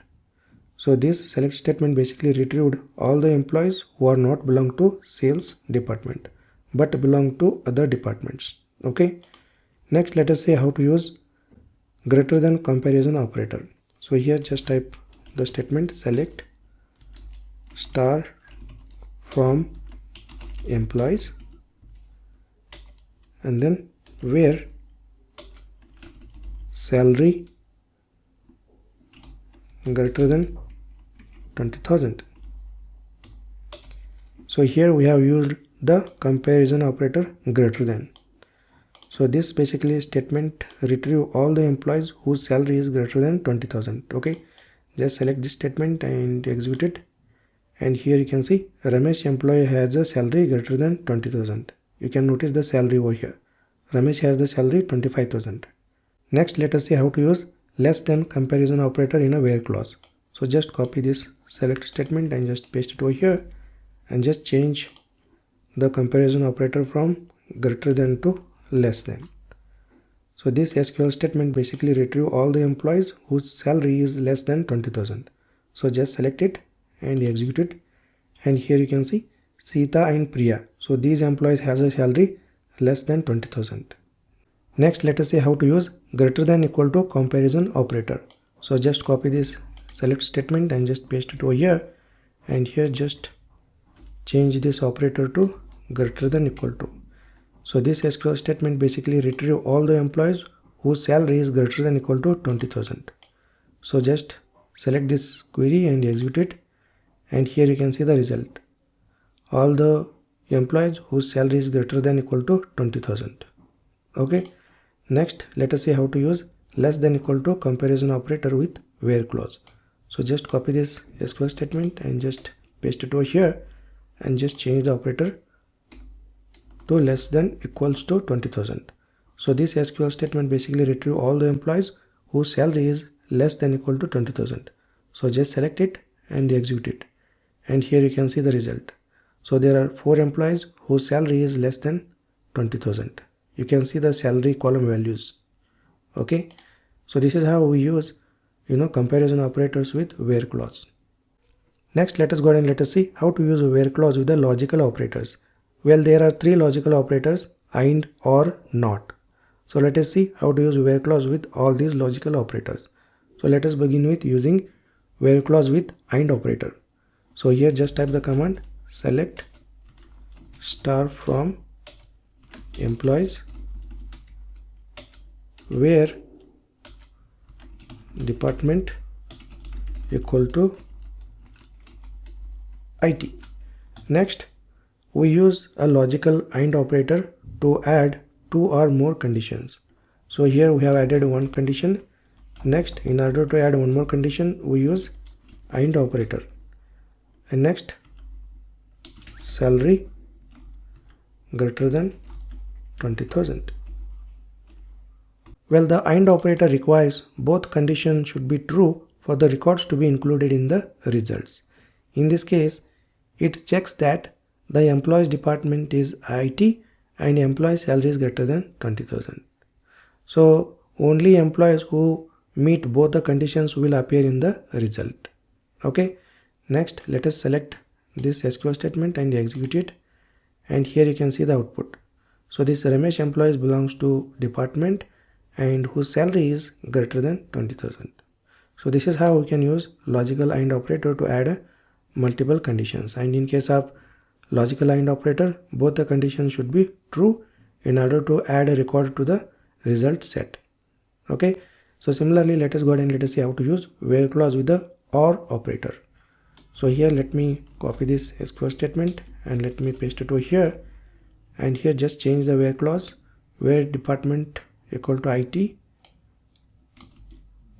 or department equal to HR. So here basically we are going to retrieve all the employees who are belongs to either department, IT or HR. Well, here the logical OR operator returns the records if at least one of the conditions is true. In this case, it checks if the employee's department is either IT or HR. Okay, if an employee is either the IT department or the HR, they will appear in the result even if only one condition is true. Next, let us select this statement and just execute it.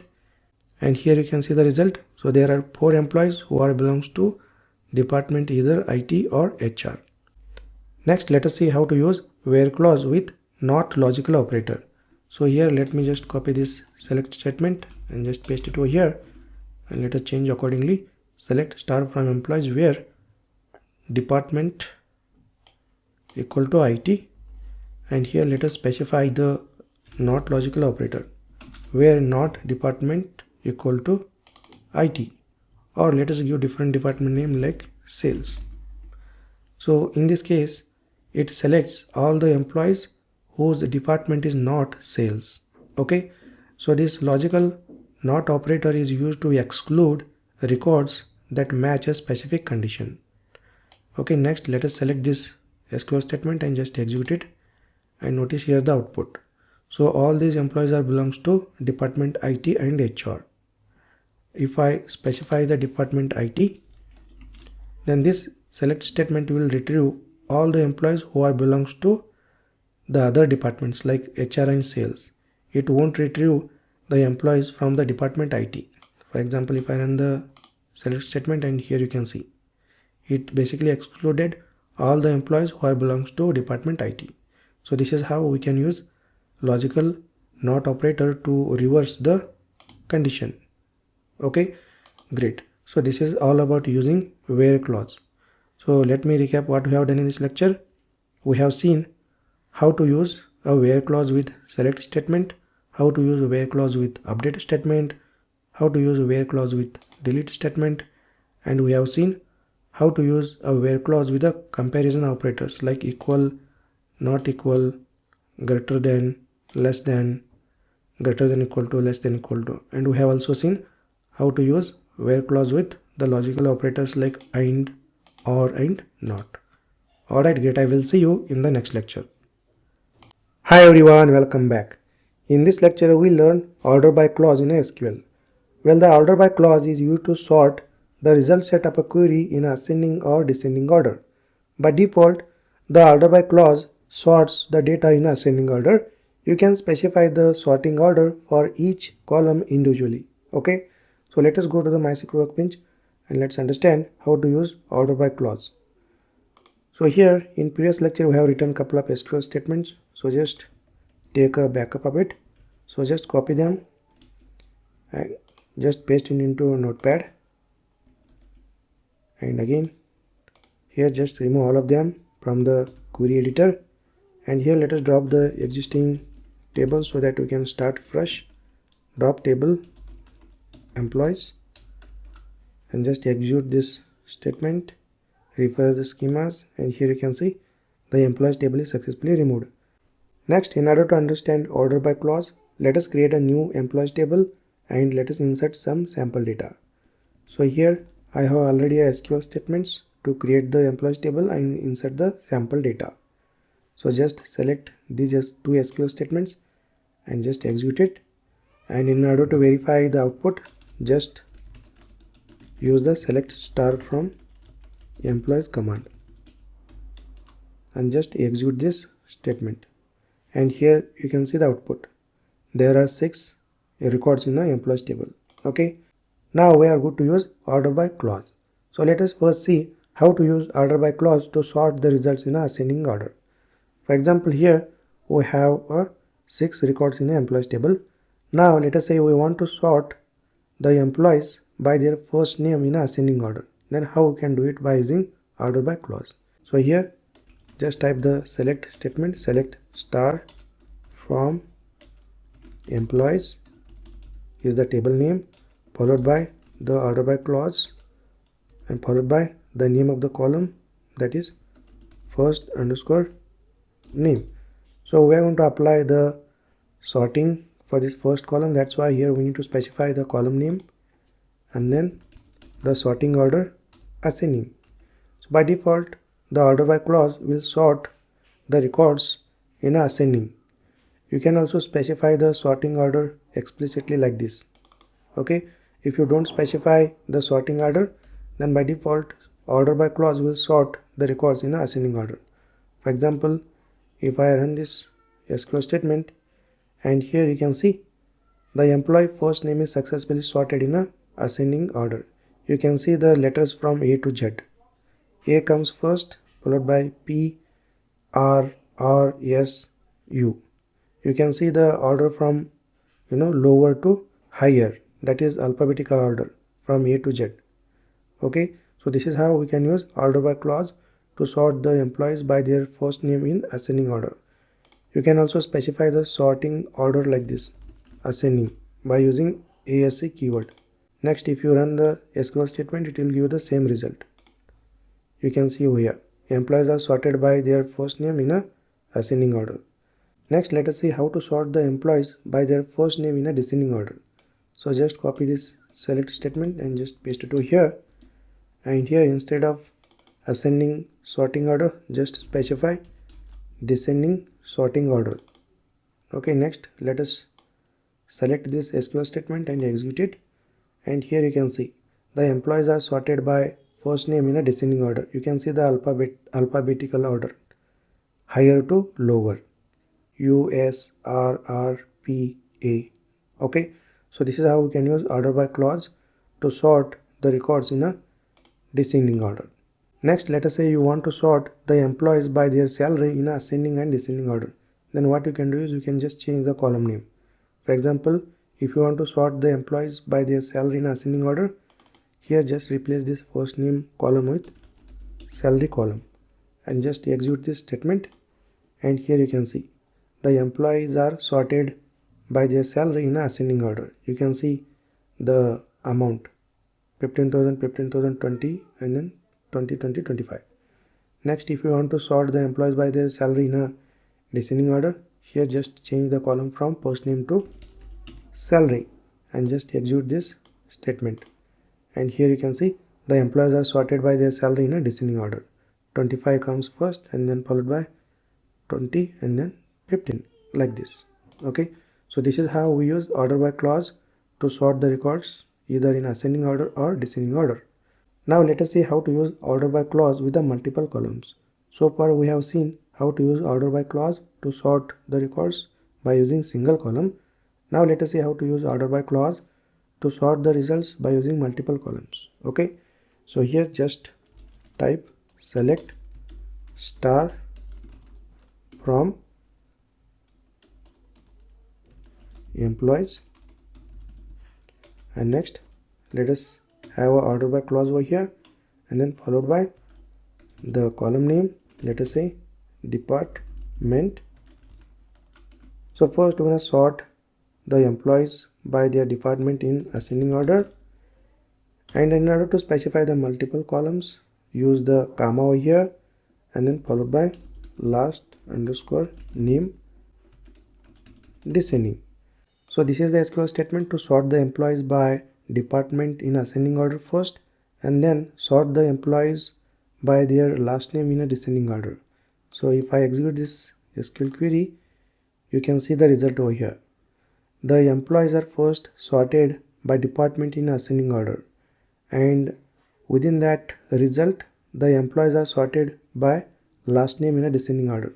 Well, you might be wondering how this order by clause works together with these two columns. Well, the results are first grouped by department in ascending order.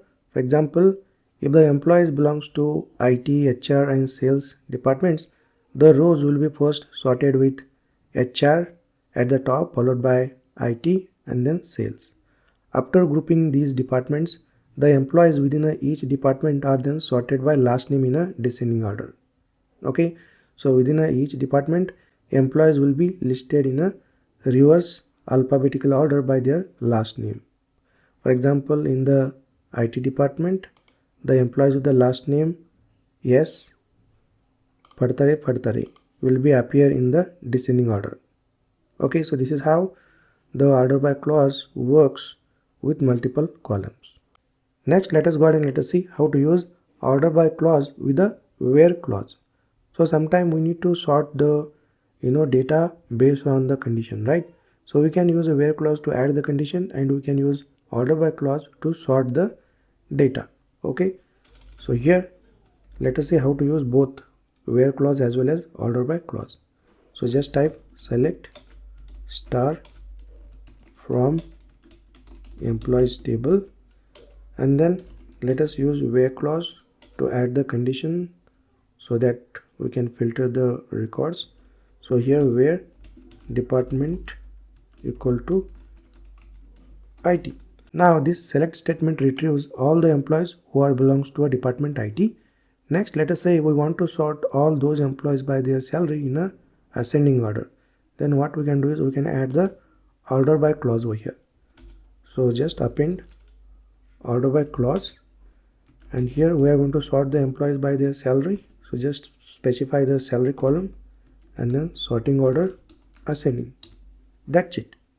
Next, let us select this SQL statement and just execute it, and here you can see the result. So this where clause department equal to IT. So this will retrieve basically all the employees who are belongs to a department IT. Next, this order by clause will basically sort all these employees by their salary in ascending order. For example, you can see the salary 20,000, 20,000 and 25,000. The salaries are in a ascending order. If you want to sort the employees by their salary in this IT department in a descending order, you can just specify the sorting order descending and just execute it, and you can see the salary 25 comes first and then 2020.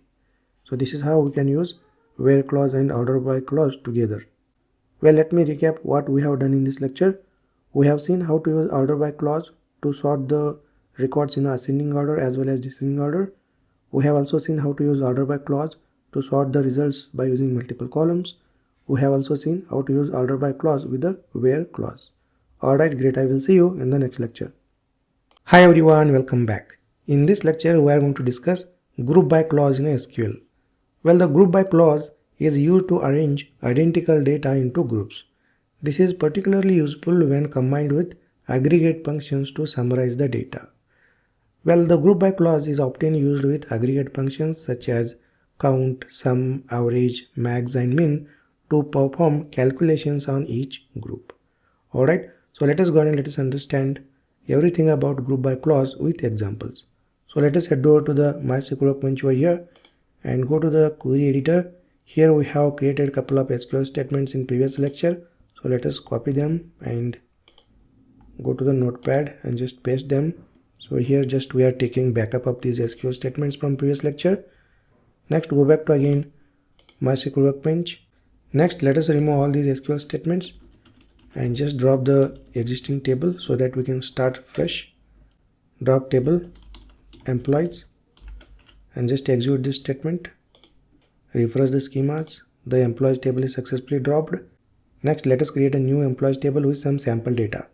So here is a SQL statements, like this is the create table statement to create an employees table. It has a column ID, first name, last name, email, salary, department. This is the insert into statement to insert some sample data into employees table. Next, let us select these two SQL statements and execute them. Next, in order to verify the result, here just type the select statement, select star from employees. Next, execute this select statement and here you can see the output. So we have a employees table with 6 records.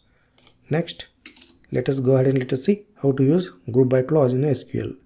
Well, we use group by clause to group the data.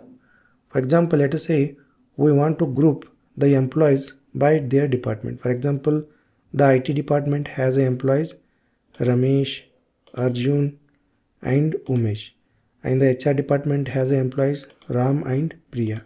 Similarly, sales department has employee Sita. Now what we want to do is we want to count the number of employees in each department.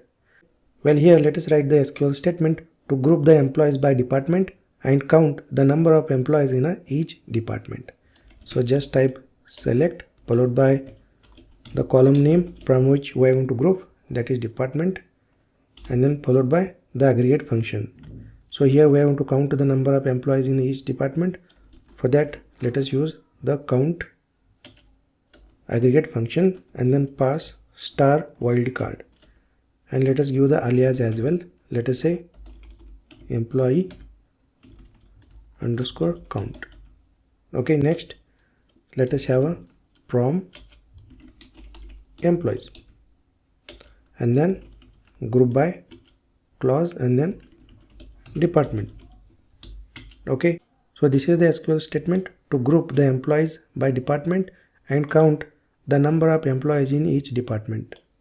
And notice here the syntax select followed by the column name from which we are going to group, and then followed by the aggregate function count, and then from the table and then group by and then column name. So this is the basic syntax of using group by clause.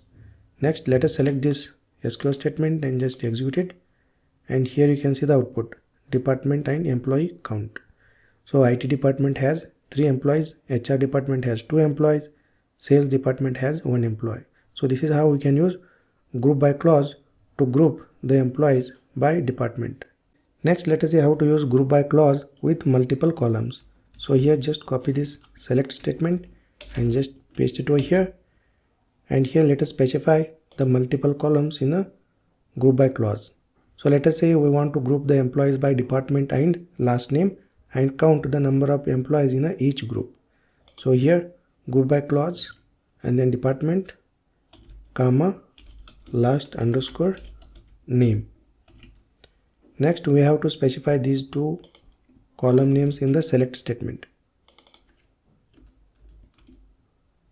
Okay, so whatever the column we mention in the group by clause, same column name we have to mention in the select statement as well.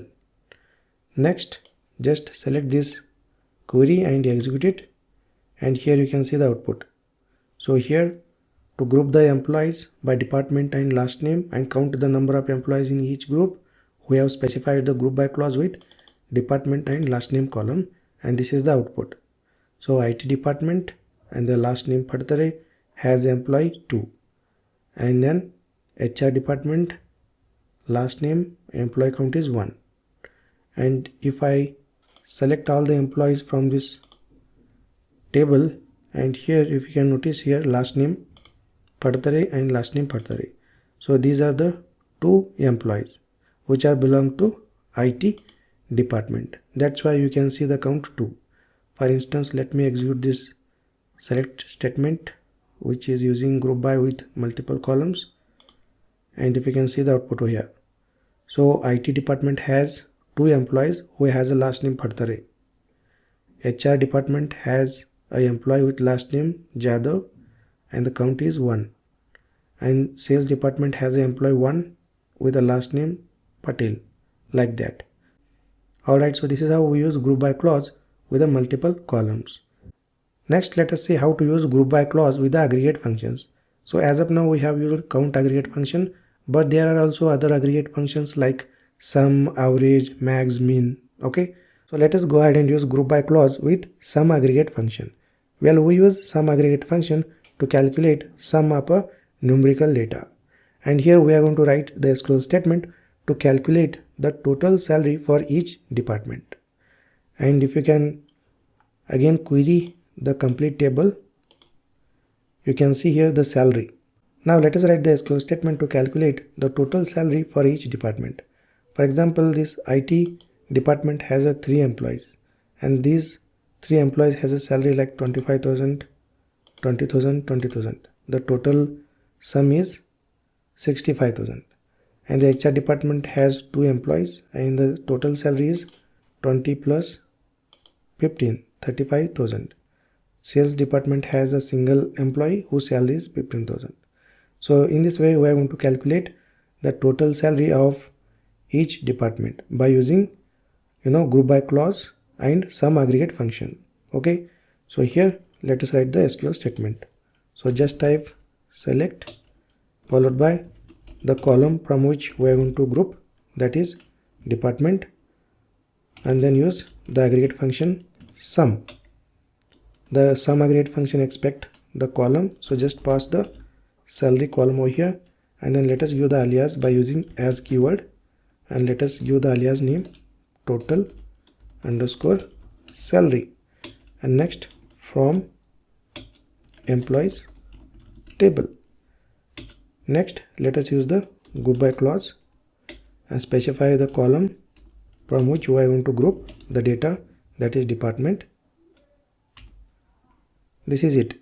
Okay, this is the SQL statement to calculate the total salary for each department. Okay, next let us execute this SQL statement, and here you can see the output. The IT department has a total salary 65,000, HR department has a salary 35,000, sales department has salary 15,000. So this is how we can use group by clause with sum aggregate function to calculate the total salary for each department. Okay, perfect. Next let us go ahead and let us see how to use group by clause with average aggregate function. So here basically we are going to write the SQL statement to calculate the average salary for each department using group by clause and average aggregate function. So it is pretty simple. Just type select department and then followed by the aggregate function, that is average. So average aggregate function expect the column name, so just pass salary column name, and let us give the alias by using as keyword average underscore salary, and then from employees, and then group by clause department. Simple, right? Next let us select this SQL statement and just execute it, and here you can see IT department has average salary 21,666 dot so on. HR department has average salary, sales department has average salary. Okay, so this is how we can use group by clause along with average aggregate function to calculate the average salary for each department. Okay, perfect. Next let us go ahead and let us see how to use group by clause along with max aggregate function to find highest salary in each department. Okay, it's pretty simple. So just copy this SQL statement, just paste it over here, and here instead of average aggregate function just call max aggregate function, and then here let us give the alias name highest underscore salary. That's it. Next let us select this SQL statement and just execute it, and here you can see IT department has a highest salary 25,000, HR department has a highest salary 20,000, sales department has a highest salary 15,000. So if you want to see the exact data, just select all the records from employees table, and here you can see IT department has 3 employees, and among these 3 employees Ramesh employee has a highest salary, that is 25,000. That is what we can see in the output. So here let me execute this SQL statement again, and here you can see 25,000 is the highest salary in IT department. Okay, perfect.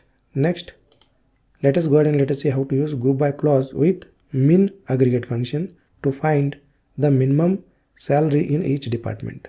Okay, it's pretty simple. Just copy this SQL statement and paste it over here. Instead of max aggregate function just call min aggregate function, and here let us give the alias name lowest underscore salary. Next select this SQL statement and just execute it, and here you can see the output. IT department has a lowest salary 20,000, HR 15, sales 15. If you want to see the real data, exact data, just select star from employees and look at the HR department. HR department has Ram and Priya, these two employees, and the highest salary for Ram employee 20,000 and the lowest salary for Priya employee 15,000. So this is what we can see in the output. For example, let me execute this SQL statement again, and here you can see HR department has the lowest salary 15,000. Okay, so this is how we can use group by clause along with min aggregate function to calculate the lowest salary for each department. Well, let me recap what we have done in this lecture. We have seen how to group the employees by department and count the number of employees in each department. Next, we have seen how to use group by clause with multiple columns. Next, we have seen how to use group by clause with aggregate function sum. Next, we have seen how to use group by clause with aggregate function average. Next, we have seen how to use group by clause with max aggregate function. Next, we have seen how to use group by clause with min aggregate function. Alright, great. I will see you in the next lecture. Hi everyone, welcome back. In this lecture, we'll take a look into having clause in a SQL. Well, the having clause is similar to where clause, but it is used to filter groups rather than the individual rows. The having clause is often used with aggregate functions like count, sum, average, max, and min to filter the results of a group by query. Well, the having clause is added to SQL because we cannot use where clause with aggregate functions. The having clause is often used with aggregate functions like count, sum, average, max, min to filter the results of a group by query. Next, let us understand more about having clause with example. So here go to the MySQL Workbench and go to the query editor, and here we have written SQL statements in previous lecture. So let us copy and paste in a notepad so that we can take a backup and just remove all the SQL statements over here. And here we have employees table with some sample data that we have created in previous lecture. So in order to view the data, just have a select statement, select star from employees, and just execute this statement. And here we have employees table with 6 rows. Okay, next let us go ahead and let us see how to use having clause. Well, the having clause we typically use to filter the groups, not the individual rows. For example, let us write the SQL statement to group the employees by department and return only those groups with more than one employee. So here just type select department. So this is the column from which we are going to group the data, and then use aggregate function. So we are going to count the number of employees. For that we are going to use count aggregate function and then specify star and then give the alias, let us say num underscore employees, and then from employees table and then group by department. Well, this statement basically group the employees by department and count the number of employees in each department. But what we want is, we want only those groups with more than one employee. So if I execute this statement, here you can see the IT department has 3 employees, HR department has 2 employees, sales department has 1 employee. Now what I want is, I want the departments in which the number of employees are more than 1. To achieve this, we can use having clause. So here remove the semicolon and just introduce having clause over here, and then use aggregate function, that is count, and then pass star greater than 1. So this is the having clause with aggregate count function. So this having clause basically returns the groups with more than one employee. So here you can see we have specified the condition greater than 1. That's why this returns the groups with more than one employee. Next, let us run the query, and here you can see the output. IT department has 3 employees, HR department has 2 employees. Okay, perfect. So this is how we can use having clause to group the employees by department and return only those groups with more than one employee. Next, let us see how to use having clause with other aggregate functions like sum, average, max, mean. Okay, so let us see how to use having clause with sum aggregate function to find the departments with total salary greater than 50,000. For example, if I execute this select star from employees, we will get all the employees with all the data. And now what we want to do is we want to find the departments with a total salary greater than 50,000. For example, the IT department has 3 employees and the total salary of these 3 employees is 65,000. And the HR department has 2 employees and the total salary of these 2 employees is 35,000. Sales department has a single employee whose salary is 15,000. So now we want to write the SQL statement to find the departments with the total salary greater than 50,000. So in this case, the result should be IT department followed by the total salary 65,000. Okay, so here let us write the SQL statement select followed by the column name from which we want to group, that is department, and then followed by the aggregate function, that is sum aggregate function expect the column name. So here just pass salary as a column name.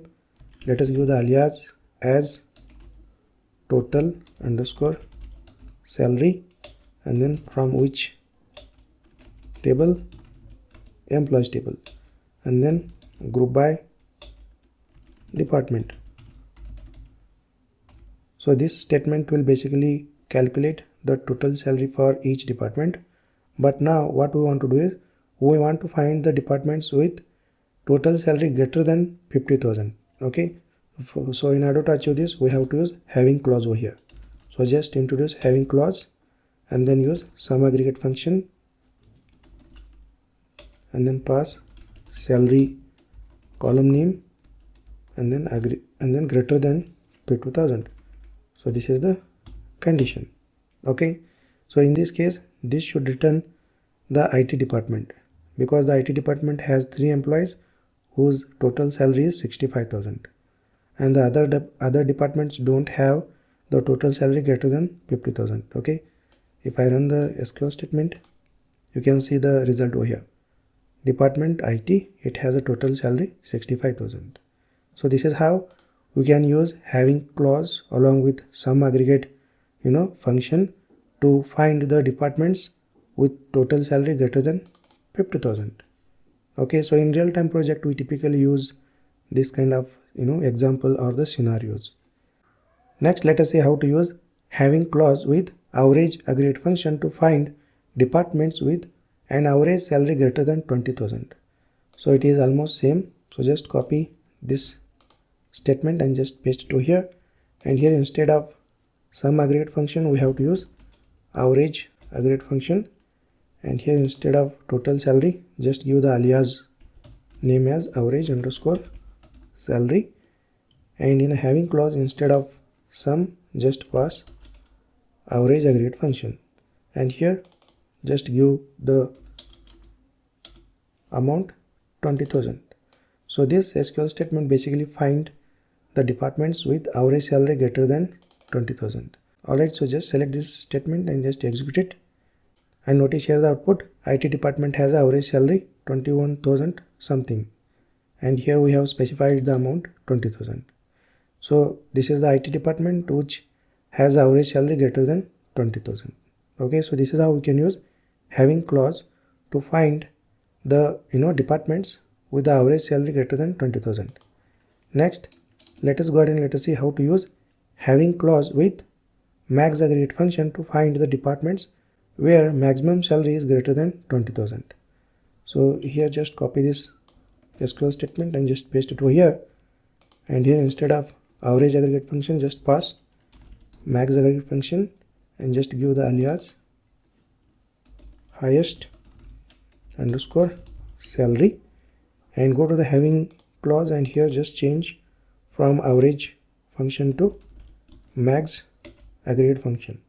Now we have written a SQL statement to find the departments where the maximum salary is greater than 20,000.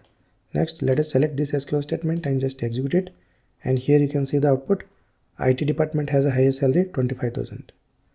Okay. So if I give the amount 15,000 and if I run the SQL statement, and here you can see the output. IT department has a highest salary 25,000. HR department has a highest salary 20,000. And again, if I remove this having clause and if I run this statement, this should give 3 records. But here what we want is, we want the departments with maximum salary greater than 20,000. So for that we have added the having clause. If I execute this statement again, we get only 2 departments. Next, let us see how to use having clause with min aggregate function to find the departments where the minimum salary is greater than 15,000.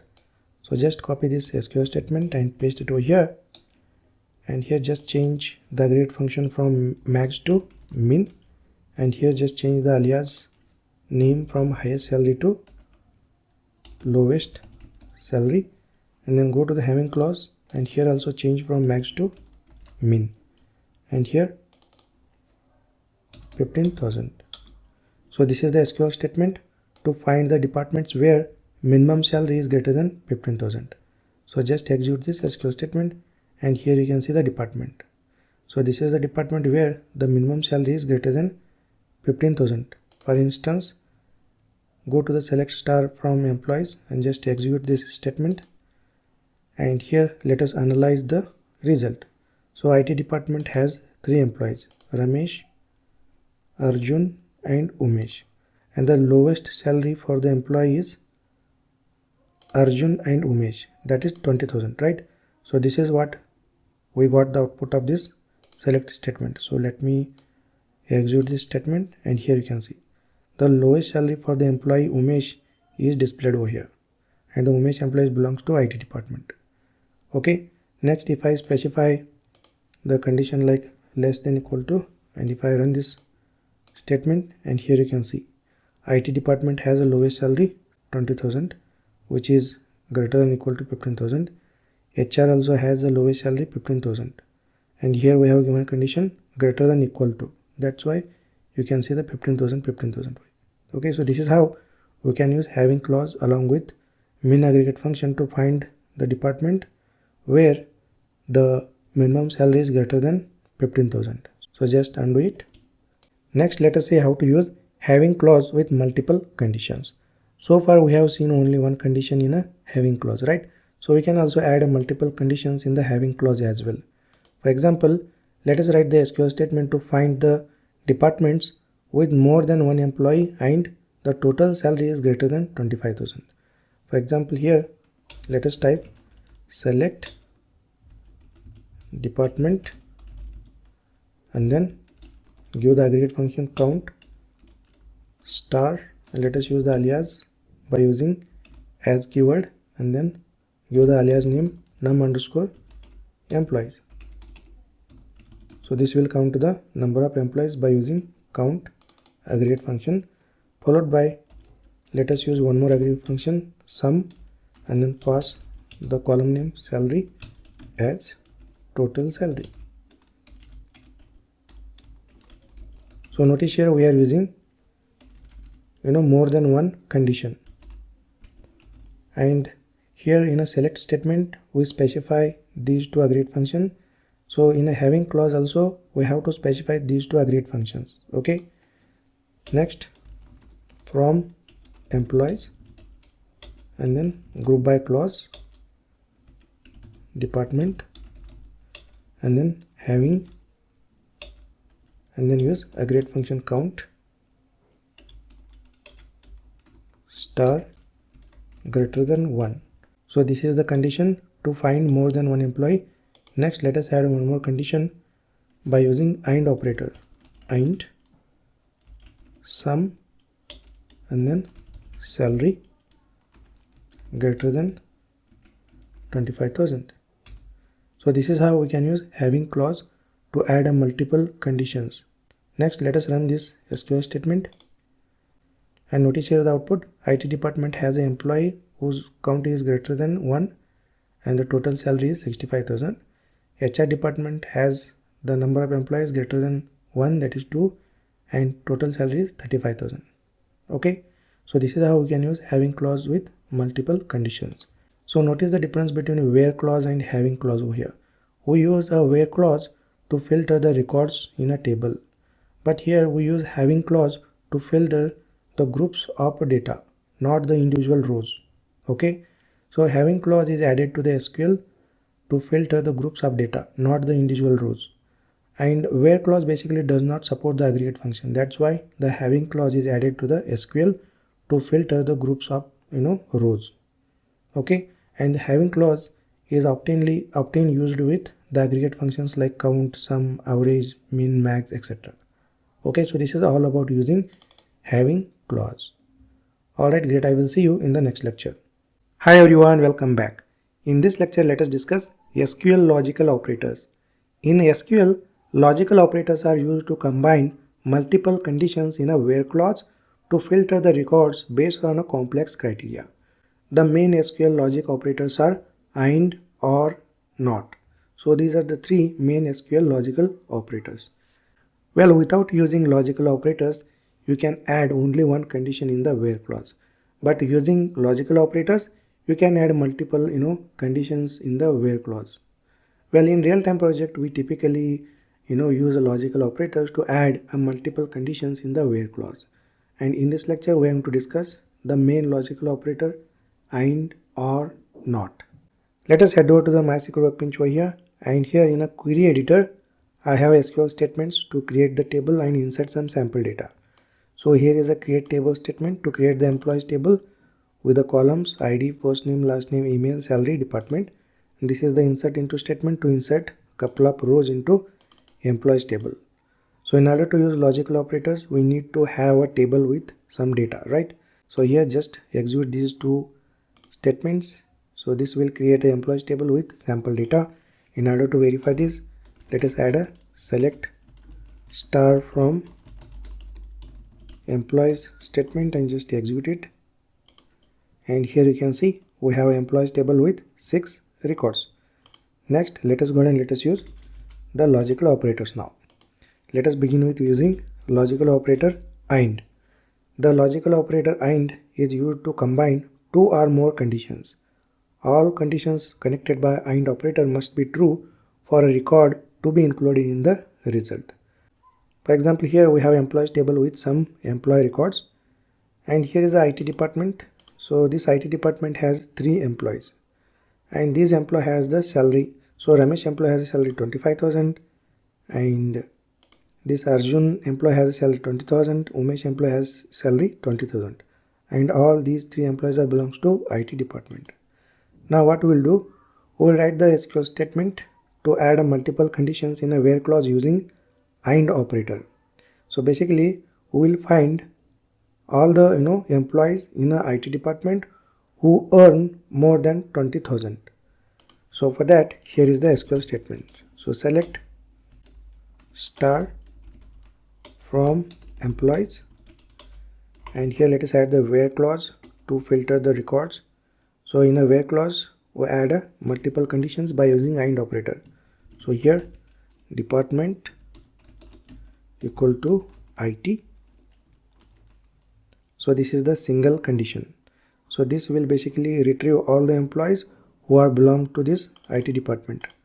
Now from this IT department, we want only those employees who earn more than 20,000.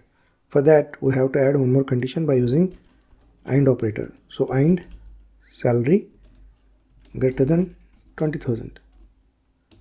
So this SQL statement basically return the employees in the IT department and who earn more than 20,000.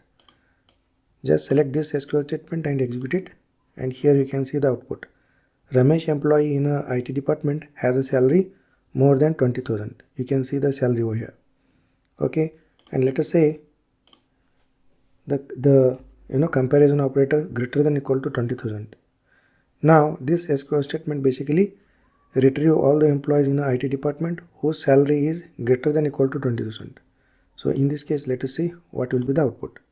And notice here So these are the 3 employees in the IT department who has a salary more than 20,000. Okay. Next, let us say you want to find the employee whose salary is greater than 20,000 in different department. For example, in HR department. Then just change the department name over here and then just execute it, and here you can see. So this is how we use AND operator to add a multiple conditions in a where clause. And in case of AND operator, both the conditions should be true in order to add a records to the result set. And here you can add as many as condition that you want using AND operator. For example, here just change the department name from HR to IT and salary greater than equal to 20,000, and let us add one more condition by using AND operator. Let us say last name equal to Padthari. So this will basically retrieve the employee from the IT department whose salary is greater than 20,000, whose last name is Padthari. So let us execute this, and you can see the output over here. Ramesh and Umesh employee in the IT department has a salary greater than 20,000 and whose last name is Padthari. So this is how we can use AND operator to add a multiple condition, that is more than one condition. Okay. And in case of AND operator, all the conditions should be true in order to add the records to the result set. Okay. Next, let us see how to use OR operator. Well, the OR operator is used to combine multiple conditions similar to AND operator, but in case of OR operator, only one condition needs to be true for the record to be included in the result. For example, let us write the SQL statement to understand OR operator. So here just type select star from employees. Let us add the where clause over here, where department equal to IT. So now we have added singles condition. Next, let us use OR operator to add one more condition, that is salary greater than 20,000. So here this SQL statement basically returns the employees who are either in a IT department or have a salary greater than 20,000. If I run this SQL statement, you can see the output over here. Ramesh, Arjun, Umesh. So these are the employees belongs to IT department and whose salary is greater than 20,000. So in case of OR operator, one of the conditions should be true in order to include the rows into a result. If I give here salary greater than equal to, and if I run the SQL statement, so notice here the output. By looking into this output, you can understand more about OR operator. So this OR operator basically returns true if either condition true. So here the Ramesh, Arjun, Umesh, these 3 employees are belongs to IT department. So from this condition, these 3 employees are retrieved because these 3 employees are belongs to IT department. Next, salary greater than equal to 20,000. So here Ram employee is not belongs to IT department. He belongs to HR department and his salary is 20,000, right? So even though this Ram employee is not belongs to IT department, still he is displayed in the output because his salary is greater than 20,000. Okay. So either one condition should be true in case of OR operator. If one of the condition is true, then that row will be added to the result set like this. Alright, so this is how we can write the SQL statement to retrieve the employees who satisfy either of the conditions. They are in IT department or they have a salary greater than equal to 20,000. Next, you can add more than 2 conditions by using OR operator. So here we have added 2 conditions. You can also add one more condition like this, or last name equal to Padthari.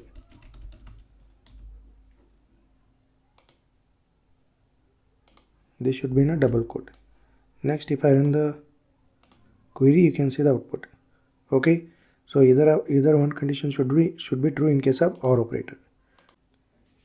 Next, let us take a look into NOT logical operator. Well, the NOT logical operator is used to negate a condition. Negate means reverse the condition. It is used to select the records where the condition is not true.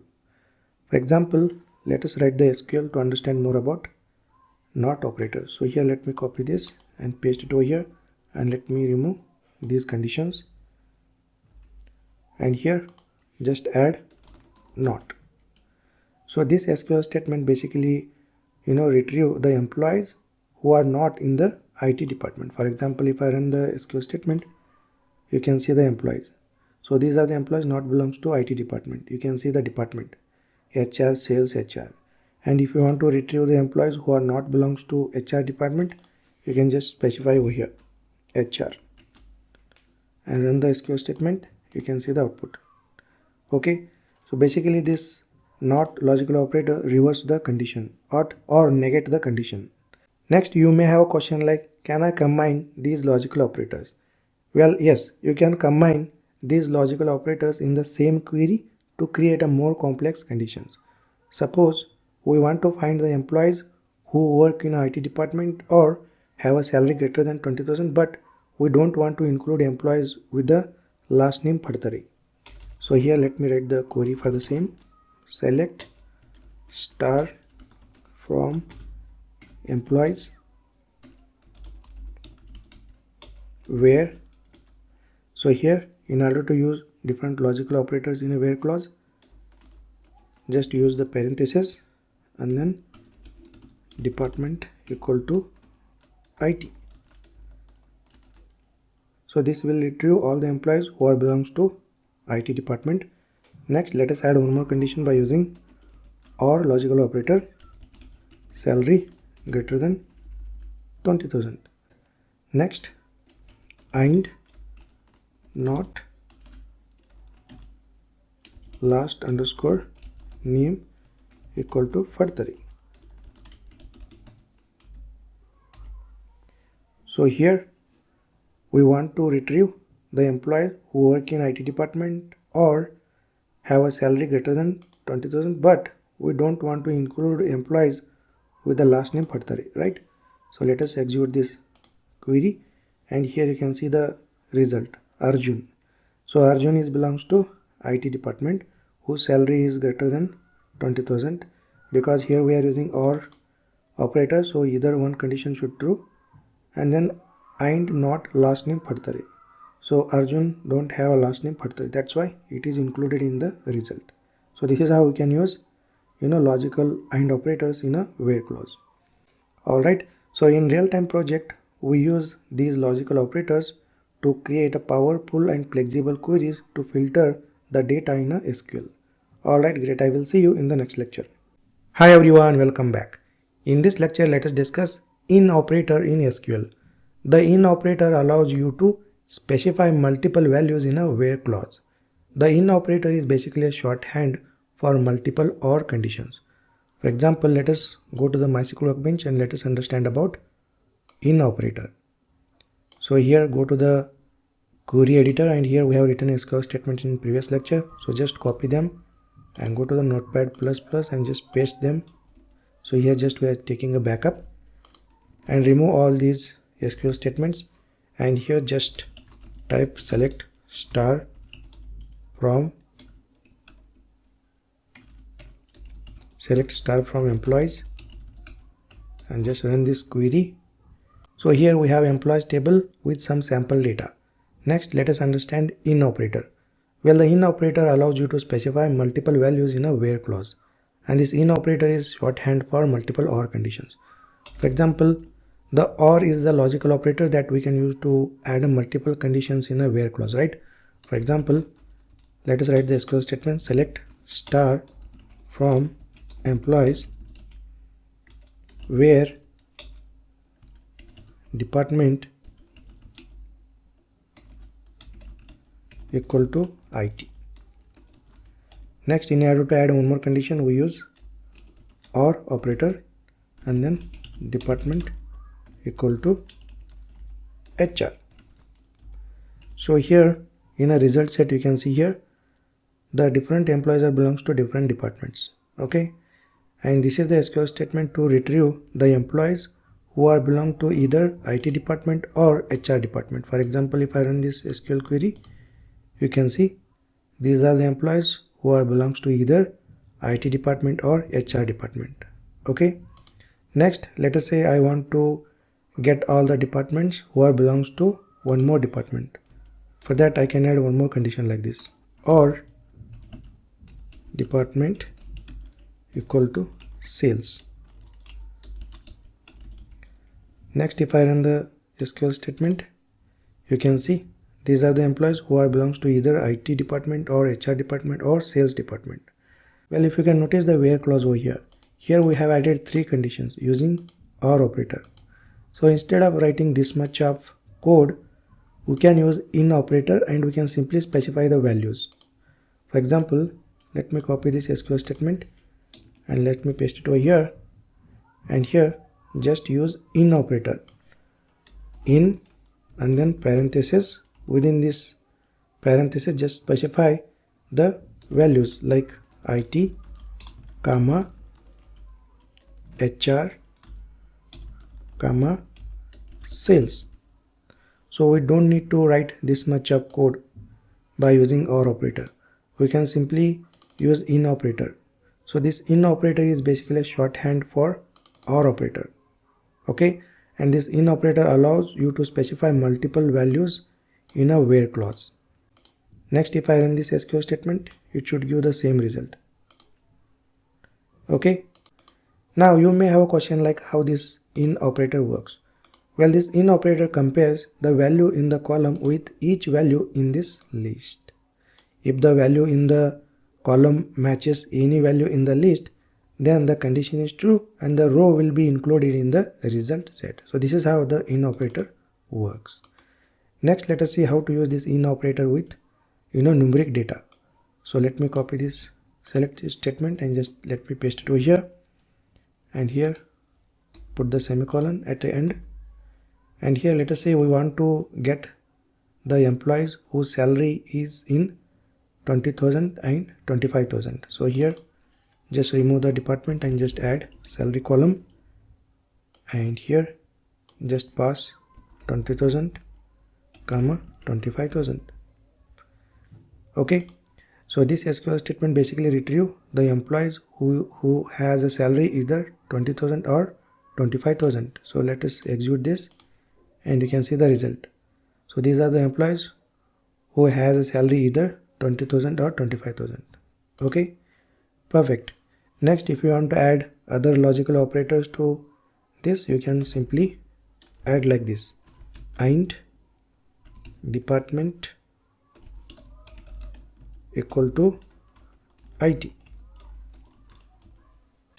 So here I want to only get the employees from IT department. For that I have added this condition.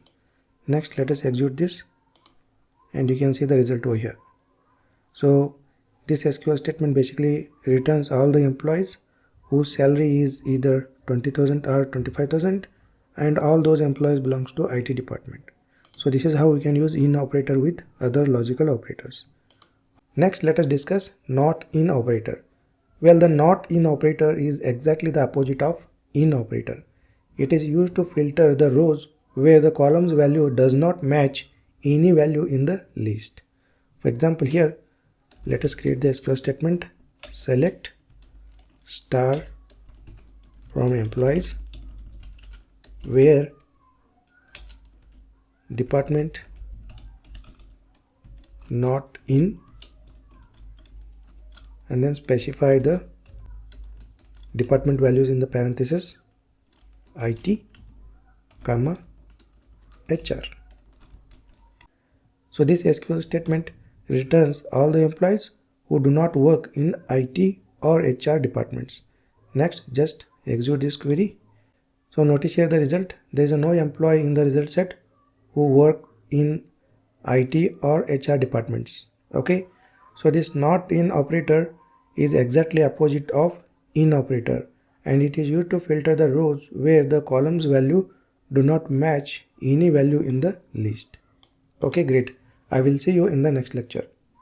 Hi everyone, welcome back.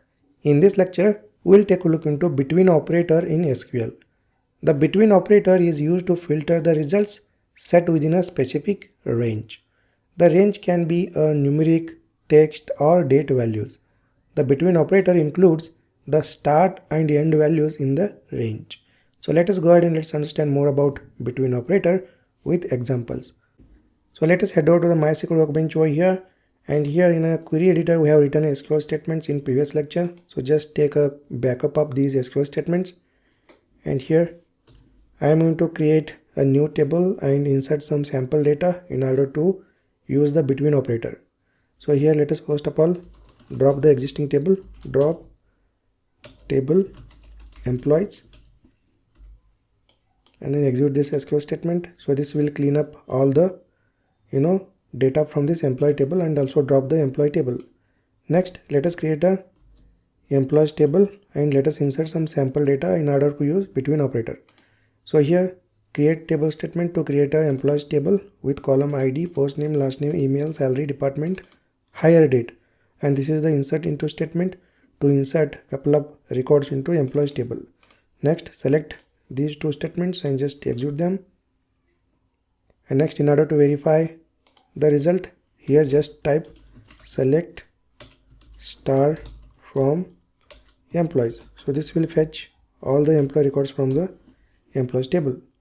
So here just select this SQL statement and execute it, and here you can see employees table contains these 6 records. Okay, now we are good to use between operator. So basically the between operator is used to select the values within a given range. A range can be a numeric, text or date values, and the between operator expect the start and end values in the range. So let us write the SQL statement to retrieve the employees with salary between 15,000 and 20,000. So here just type select star. Well, we want to fetch all the columns data, that's why star from employees table, and then followed by where clause. So we are going to retrieve all the employees with a salary between 15,000 and 20,000. So let us specify the column salary and then followed by between operator. Okay, so between operator basically expect the start and end value. So here let us give the start value 15,000 and then end operator and then end value, that is 20,000. So this is how we use between operator to specify the range like the start and end values. So this between operator fetch all the employees whose salary is between 15,000 and 20,000. Okay, next let us select this SQL statement and just execute it, and here you can see the output, and if you can notice the salary column over here. So all the employees who has a salary between 15,000 and 20,000 is listed over here. Next, let us say if you want to fetch all the employees whose salary is between 20,000 and 25,000, just change the end and start values. So here let me copy this and let me paste it over here, and here just change the salary start value 20,000, end value 25,000. Next, let us execute this, and here you can see the output. So all the employees who have a salary between 20 and 25,000 are listed over here. Okay, so this is how we can use between operator. So next, let us see how to use between operator with date. So you can see the hire date column over here. So let me execute this, select star from employees so that we can see all the employees over here. So here in a result set you can see the column hire date. So let us go ahead and use between operator to fetch the employees who hired between some date. Okay, so for that let us copy the select statement and just paste it over here, and here just change the start and end values. So first of all let us give the column on which we are going to apply the between operator. So here hire date, hire underscore date, and then let us give the start date over here. Let us say we want to fetch the employees hired between date 25 month 7 and date 15 month 10. Okay, so this is the range. So basically this SQL statement fetch all the employees hired between this start date and end date. Okay, next let us execute this SQL statement, and here you can see there are no records in the result set. Well, basically we have to include the date in a single quote or a double quote. For example, we can include date in a single quote or double quote. So remember this, this point. Whenever you want to specify the date in a where clause, you have to include in a either single quote or double quote. Okay, next let us run the SQL statement, and now you can see the output. Okay, so this SQL statement basically retrieved all the employees hired between these two dates. Okay, you can see that hire date 25/7 and then 15/10, and these two are in between these two dates. Okay, so this is how we can use between operator with dates. Next, we can also use between operator with text. For example, let me copy this SQL statement and let me paste it over here. And here what we are going to do is we are going to fetch the employees whose first name starts with a letter A and R. For example, here let us specify the column first underscore name in a where clause, and then between just specify letter A and then here letter R, or let us say S. Okay, so this SQL statement basically retrieve the employees whose first name starts between A and S. Next, let us run this SQL statement, and here you can see the output. You can notice the first name column values. Ramesh. So Ramesh basically has a first letter R, and this R falls between A and S. Okay, and again Ram has a first letter R, R falls between A and S. Arjun, A letter falls between A and S. Priya, P falls between A and S. So this is how we can use between operator to fetch the employees whose first name starts with between A and S. Okay, so this is the example for using between with text. Okay, so let me recap what we have done in this lecture. We have seen how to use between operator with numeric, that is salary, and we have also seen how to use between operator with date, and we have also seen how to use between operator with text. So this is how we use between operator to select the values between some range. Alright, great. I will see you in the next lecture. Hi everyone, welcome back. In this lecture, let us discuss like operator in SQL. Well, the like operator is commonly used in a where clause to search for a specific pattern in the column. It is often used with wildcard characters to match parts of a column values.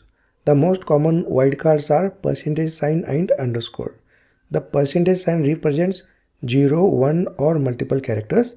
Underscore represents a single character. Okay, so let us go ahead and let us see how to use like operator to search for a specific pattern in a column.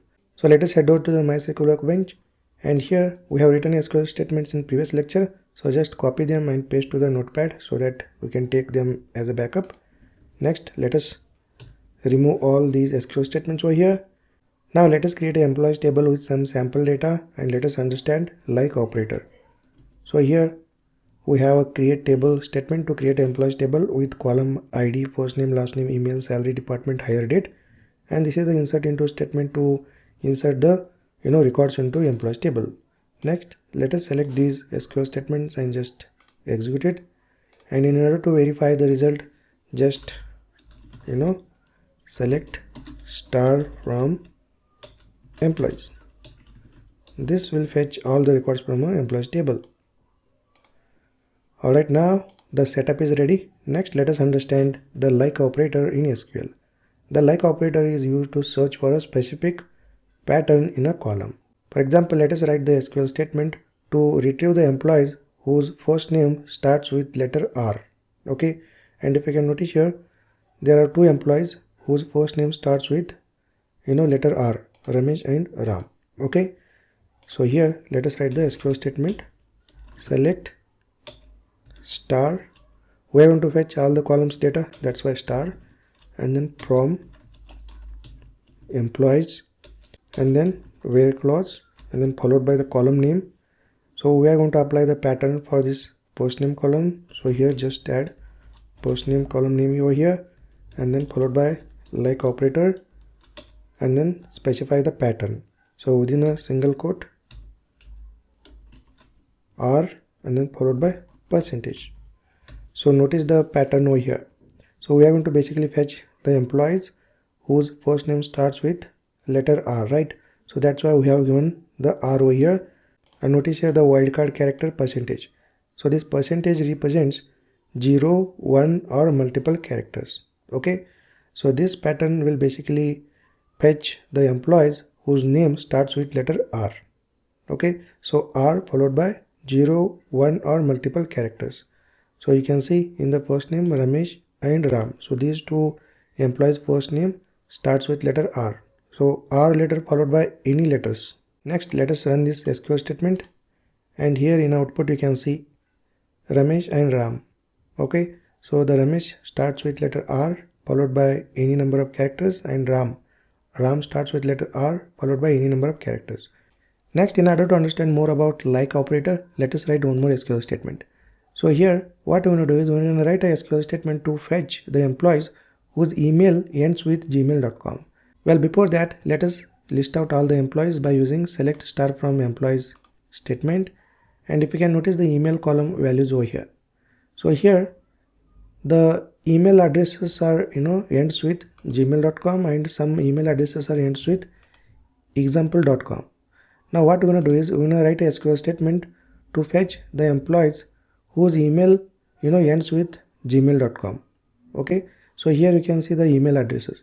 Some of the email addresses are ends with gmail.com and some emails are ends with example.com. But what we want to is we want only the employees whose email ends with gmail.com, right?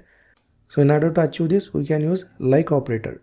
Okay, so here just type select star from employees and then followed by where clause. So we are going to apply the pattern on this email column, so just specify email column over here and then followed by the like operator, and then within a single quote let us specify the pattern. So here the email address ends with gmail.com, and before this gmail.com we can have any number of characters, right? For that, let us specify wildcard character %sign and then followed by gmail.com. So this is the pattern to fetch the employees whose email ends with gmail.com. Okay, perfect. Next, let us execute this SQL statement, and here you can see the output. So all the employees whose email ends with gmail.com is listed over here. Okay, next let us say you want to fetch employees whose email ends with example.com. Then you can just change the pattern, just specify example.com and just run this SQL statement, and here you can see the email addresses. Next, let us see how to use like operator with different wildcard. So far we have seen the like operator with %sign. Next, let us see how we can use like operator with underscore wildcard character. So here basically we want to write a SQL statement to fetch the employees whose first name is exactly 5 characters. Okay, so here just type select star from employees. So we are going to fetch the employees whose first name is exactly 5 characters long. So here just specify the first name column in a where clause. So where first underscore name and then followed by like operator, and here we need to specify the pattern. So underscore basically represents a single character. So here in order to fetch the employees whose first name is exactly 5 characters long, then we can simply give 5 underscore here, 1 2 3 4 5. So this is the pattern. Okay, next put the semicolon and let us execute this SQL statement, and here you can see the output. Look at the post name column values. Arjun, so Arjun has a 5 characters, Priya has a 5 characters, Umesh has a 5 characters. Alright, and look at the pattern over here. Each underscore represents 1 character, and this pattern means the name must be exactly 5 characters long. Okay, so this is how we can use like operator with underscore wildcard. Next, you may have a question like, can I combine multiple wild characters in a pattern? Of course, you can combine multiple wild characters in a pattern. For example, let us write the SQL statement to combine percentage and underscore in a pattern. So here let us write the SQL statement select star from employees where email like Within a single quote, let us specify the pattern that will fetch the employees whose email starts with any character followed by a as a second character and ends with com. So here underscore represents any character followed by a as a second character and then ends with com. So before that we need to apply percentage sign and then com. So this pattern basically fetch the employees whose email starts with any character followed by a as a second character and ends with com.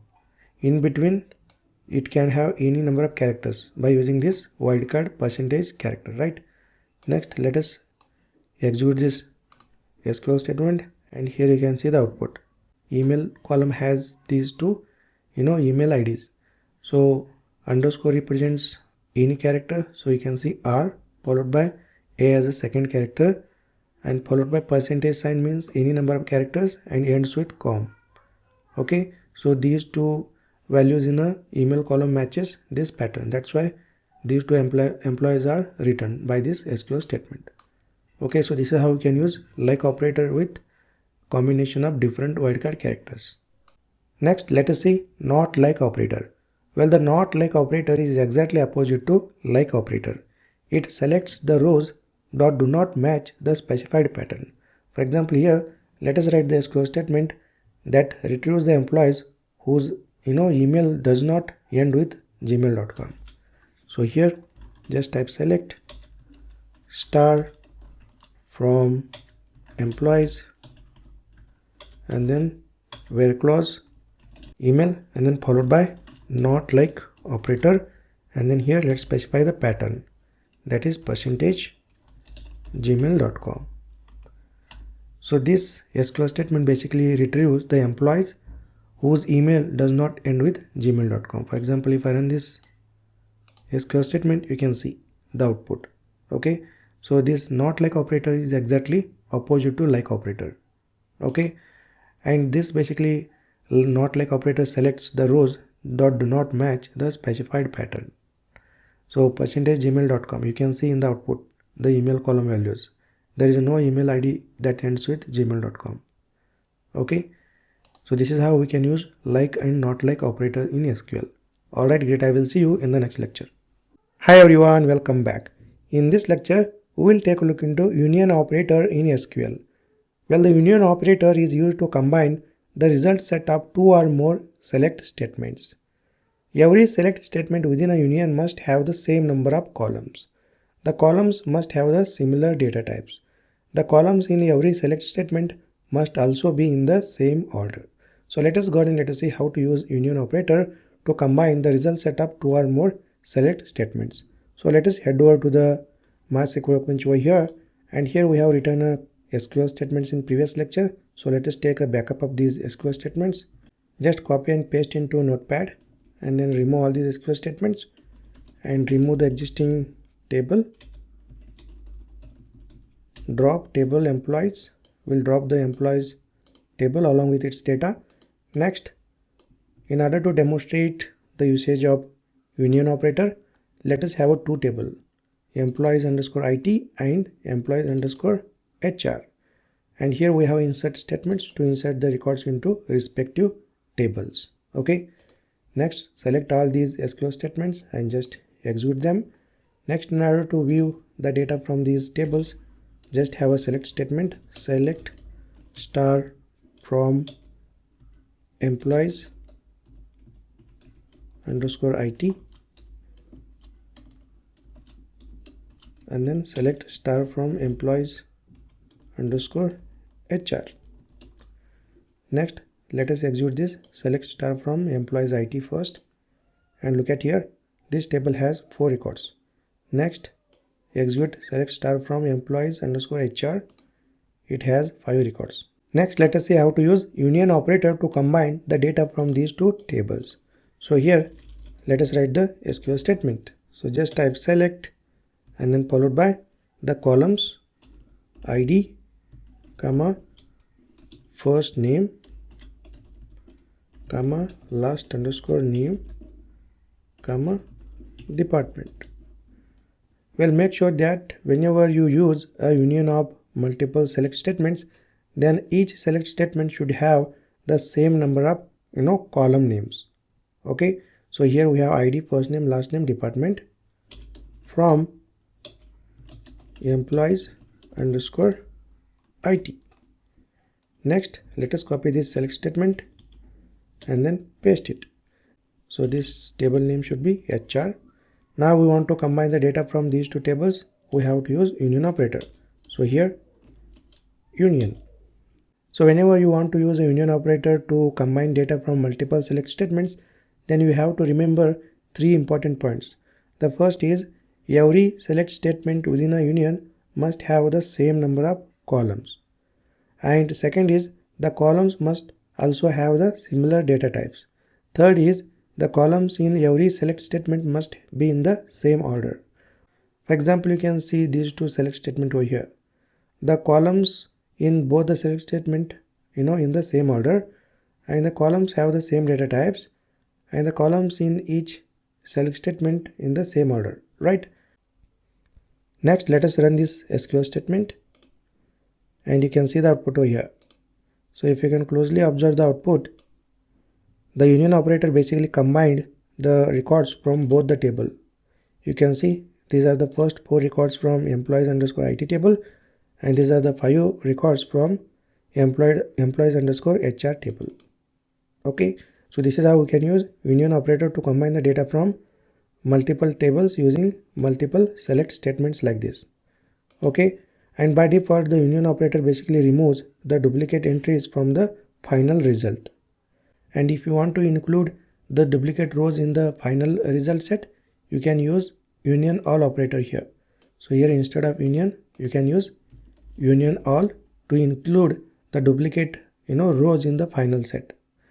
By default the union operator don't include the duplicate entries in the final set, but if you want to include the duplicate entries in the final set, you can go ahead and use union all operator like this. Okay, perfect. Hi everyone, welcome back. In this lecture, let us discuss aggregate functions in SQL. Well, the aggregate functions perform calculations on multiple values and return a single result. They are used to perform operations like counting the rows, calculating the sum, calculating the averages, finding the minimum and maximum values. Alright, so the aggregate functions are pretty useful to perform all these operations. And there are 5 main types of aggregate functions: count, sum, average, min, max. The count aggregate function is used to count the number of rows that match a specified column. Sum aggregate function is used to find the total sum of a numeric column. Average aggregate function is used to return the average value of a numeric column. The min function is used to return the minimum value in a specified column. The max aggregate function is used to find the maximum value in a column. So these are the main 5 types of aggregate functions. In this lecture, I am going to cover count aggregate function. In upcoming lectures, we will see other aggregate functions. The count function in SQL is aggregate function that is used to count the number of rows in a table or the number of non-null values in a column. It is commonly used to determine how many records match a given condition. So let us go ahead and let's understand more about count function with example. Let's go to MySQL Workbench, and here in order to use the count function, we need to have a table with some sample data, right? So in order to create the initial setup, I have written a couple of queries over here. So this SQL statement, that is create table statement, to create employees table with columns like ID, first name, last name, email, salary, department, and here insert into statement to insert 6 rows into employees table. So here I am quickly run these 2 statements, and in order to view the employees table data, just type select star from employees and then execute this particular select statement, and here you can see the output. We have an employees table with 6 rows. Now we have initial setup. Next, let us see how to use count function. Well, basically we use count function to count the number of rows in a table or the number of non-null values in a column. So here just type select and then followed by count function, and here within a parenthesis just pass star. So this count star basically counts all the rows in a table including rows with null values.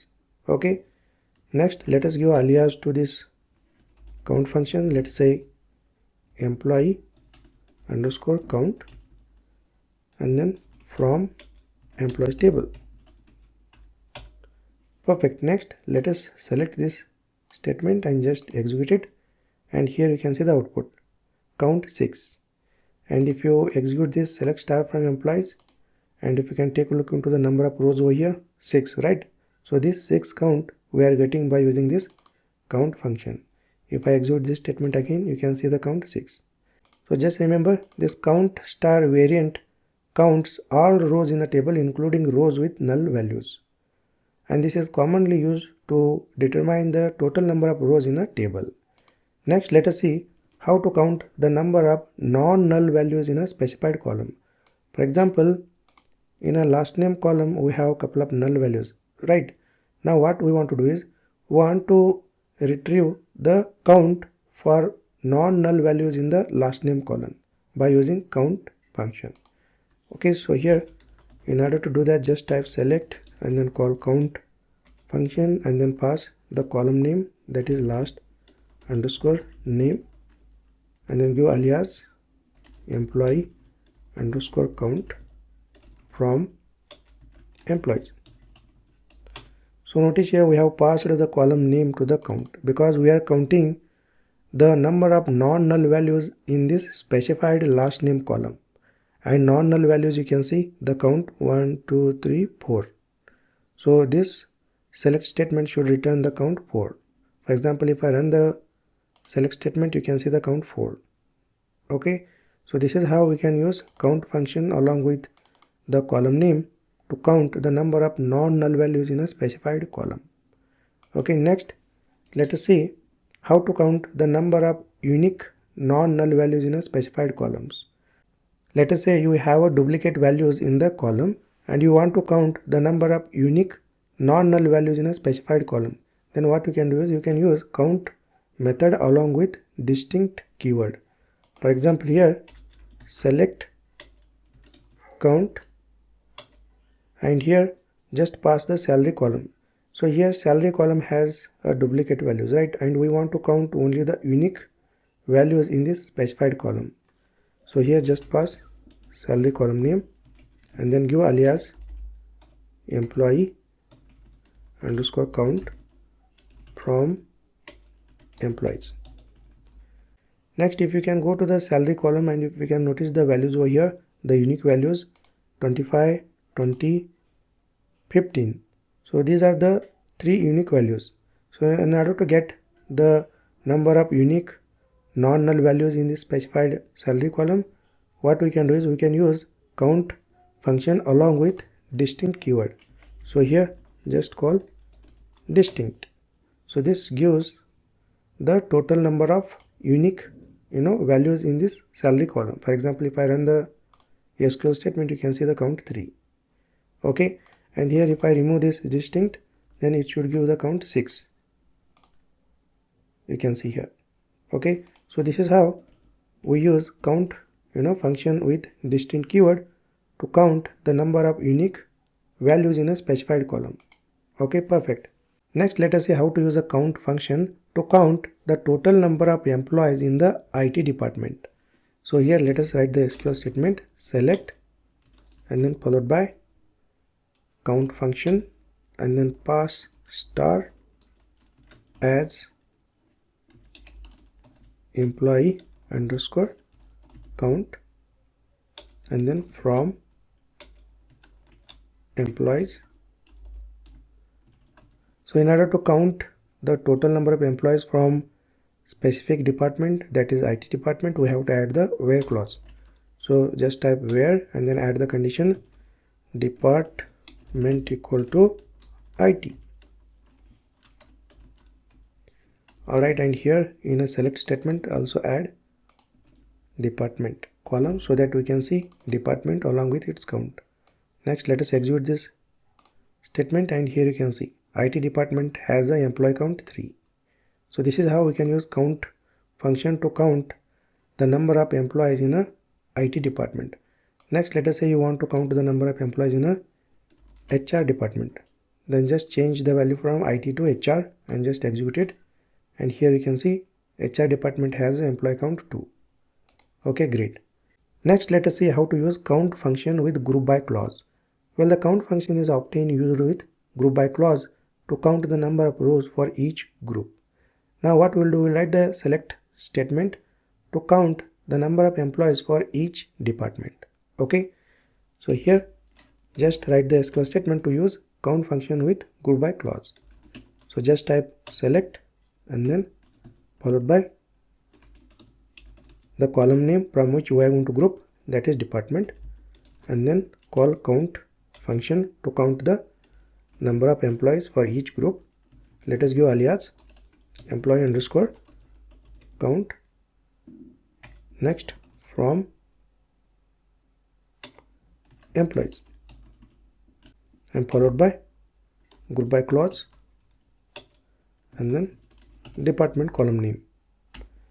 So this group by department groups employees by their department, and this count function counts the number of rows for each group. Okay, so this complete SQL statement basically returns the number of employees for each group. Next, let us select this statement and just execute it. And here you can see IT department has employee count 3, HR department has a count 2, sales department has a employee count 1. So this is how we can use count function along with group by clause to count the number of rows for each group. Okay, perfect. Hi everyone, welcome back. In previous lecture we have discussed count aggregate function. In this lecture we are going to discuss sum aggregate function.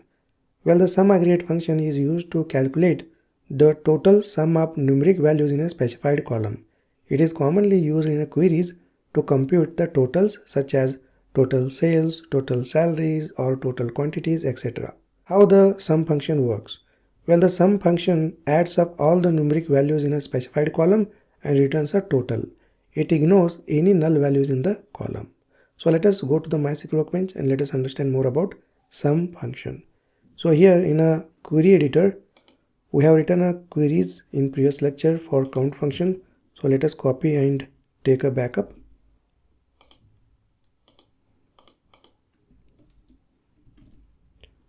Alright, and let us remove all these SQL statements and just type select star from employees. So here we have employees table with 6 records. Now let us see how to use sum function to calculate the total salary for all the rows. Okay, for example here let us type select and then call sum function and then pass the column for which we are going to sum, in our case salary column. Next, let us add the alias by using as keyword. Just give alias name total underscore salary and then from employees table. So this sum function basically adds up all the values and it returns a total. Okay, for example if I run the SQL statement, you can see the total salary. So this sum function basically adds up all the values in this specified column and it returns a single result. That is what the sum. Okay, so this is how we can use sum function to calculate the total salary for all the employees. Next, let us see how to use this sum function to calculate the total salary for a specific department. So here just type select followed by sum function and then pass salary column and then give alias as total underscore salary from employees. So in order to count the total salary for a specific department, we have to add a where clause and then add the condition department equal to IT. Okay, so in this case this sum method basically adds up the values that are belongs to the IT department. For example, if I run this query, you can see the total salary for this IT department. Alright, so this where department equal to IT filters the rows to include only employees in the IT department, and this sum salary function calculates the total salary for those employees. Okay, next let us see how to use sum function with group by clause.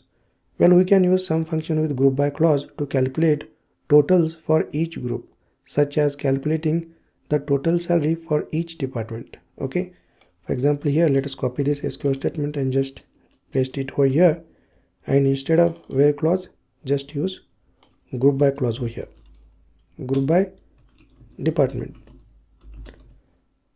Okay, and in the select statement we have to specify the column name as well. Perfect. Next let us execute this statement, and here you can see the total salary for each department. Okay, so this is how we can use sum function with group by clause to calculate the total salary for each department. So basically in real-time project we use sum aggregate function with group by clause to calculate totals for each group. In this example we have used sum function with group by clause to calculate the total salary for each department. Okay, perfect. Alright, in next lecture we'll take a look into average aggregate function. Alright, great. I will see you in the next lecture. Hi everyone, welcome back. In previous lecture we have discussed sum aggregate function. In this lecture we are going to discuss average aggregate function. Well, the average is an aggregate function used to calculate the average value of a numeric column. It is commonly used to find the mean of set of values such as average salary, average sales, average scores, etc. And how this average function works? Well, this average function basically adds up all the numeric values in a specified column and divides the total by number of non-null rows. It ignores null values in a column. So let us go to MySQL Workbench and let us understand more about average aggregate function. So here in a MySQL Workbench, we have written queries in previous lecture. So let us take a backup of these queries. Now let us remove all these queries and just use select star from employees and just run this query. So here you can see we have employees table with some rows. It means we have the setup ready. Next we are good to use average function. So average function is basically used to calculate the average for a numeric column. So here you can see in an employees table we have a salary as a numeric column. So the salary column basically contains the numerical values. So we can use average function to calculate the average of salary column values. So here let us write the SQL statement to use average aggregate function to calculate the average salary. So here just type select followed by the average aggregate function and then pass the column to which we are going to calculate the average, that is salary column, and then followed by let us add the alias name by using as keyword and let us say average underscore salary from employees table. Well, this average function basically adds up all the values in a salary column and divide it by using the number of rows. Okay, so here if I run this SQL statement, you can see the average. So basically this average function adds all the values in the salary column and it divides it by total number of rows. For example, here 25,000. So let me write the logic over here. 25,000 plus 20,000 plus 15,000 plus 20,000 plus 15,000 plus 20,000. So average function basically adds up all these values in a salary column and then it will divide the sum into the number of rows. So number of rows are 6. So this is basically a average. Okay, perfect. So let me remove this, and if I run this statement again, you can see the average salary for all the employees in the table. Next let us see how to use average function to calculate the average salary for specific department. So in order to achieve this, we have to add the condition in the where clause. Okay, for example, here let me copy this statement and let me paste it over here, and here in order to calculate the average salary in a specific department, just remove this semicolon and add the where clause and specify the condition here, that is department equal to IT. Next, let us run this SQL statement, and here you can see this is the average salary for IT department. If you want to calculate the average salary for HR department, just remove IT and just give HR. Next, if you execute this query, you will get the average salary for HR department. Okay, so this is how we can use average function along with the where clause to calculate the average salary for a specific department. Next, let us see how to use average function with group by clause to calculate averages for each group, such as calculating the average salary for each department. For example, let us copy this SQL statement and just paste it over here, and here instead of where clause, just use group by clause. So just type group by and then pass the department from which you are going to group the data, that is department. And whenever you add a column in the group by clause, you have to add in the select statement as well. So here just add the department column in the select statement. Next, just execute this statement, and here you can see the output. IT department has average salary, HR has average salary, and sales has average salary. So this is how we can use average function along with group by clause to calculate the average salary for each department. Well, just remember few key points about average function. The average function is only works on numeric data such as integer, decimals, etc. And the average function basically ignores the null values. And you can use average function with where clause to calculate the averages for specific conditions. And you can use average function with group by clause to calculate averages for each group in the dataset. So these are the couple of points you can remember while using average function. Alright, great. I will see you in the next lecture. Hi everyone, welcome back. In this lecture, let us discuss min aggregate function in SQL. Well, the min function in SQL is used to return the smallest value in the specified column. It works with the numeric, date and string columns, and it is commonly used in aggregate queries. Well, how this min function works? Well, the min function scans all the rows of a specified column and returns the smallest value. For numeric columns, it returns the smallest number. For string columns, it returns the smallest value alphabetically first. For date columns, it returns the earliest date. Okay, so let us go to MySQL Workbench and let's understand more about min function. So here in a query editor, we have written a SQL statements in previous lecture. So let us take a backup of these SQL statements. Next, let us remove all these SQL statements from here and just type select star from employees to view the employees table data. So now we have employees table with 6 rows. Next, we are good to use min function. Next, let us go ahead and let us see how to use min function to find the smallest value in the specified column. For example, here we have employees table. It has a salary column. Now what we're going to do is we're going to use min function to calculate the smallest salary in this salaries column. Okay, and if you can notice here, 15,000 is the smallest salary, isn't it? So if we use the min function, we will get the result 15,000. Okay, so let us see that. So here just type select and then followed by min aggregate function and then pass the column name salary. So we have to find the smallest value for the salary column. That's why here we need to pass the salary column to the min function. And then let us give alias using as keyword, and let us give alias name smallest underscore salary, and then from employees table. Next, let us run this SQL statement, and here you can see the smallest salary 15,000. And if you can see all the records, here you can see 15,000 is the smallest salary. That is what we got in the output. Okay. Next, let us see how to use min function to calculate the smallest salary in a specific department. So here we have written a SQL statement to calculate the smallest salary for all the employees in the table. But now what we want is we want to find the smallest salary in a specific department.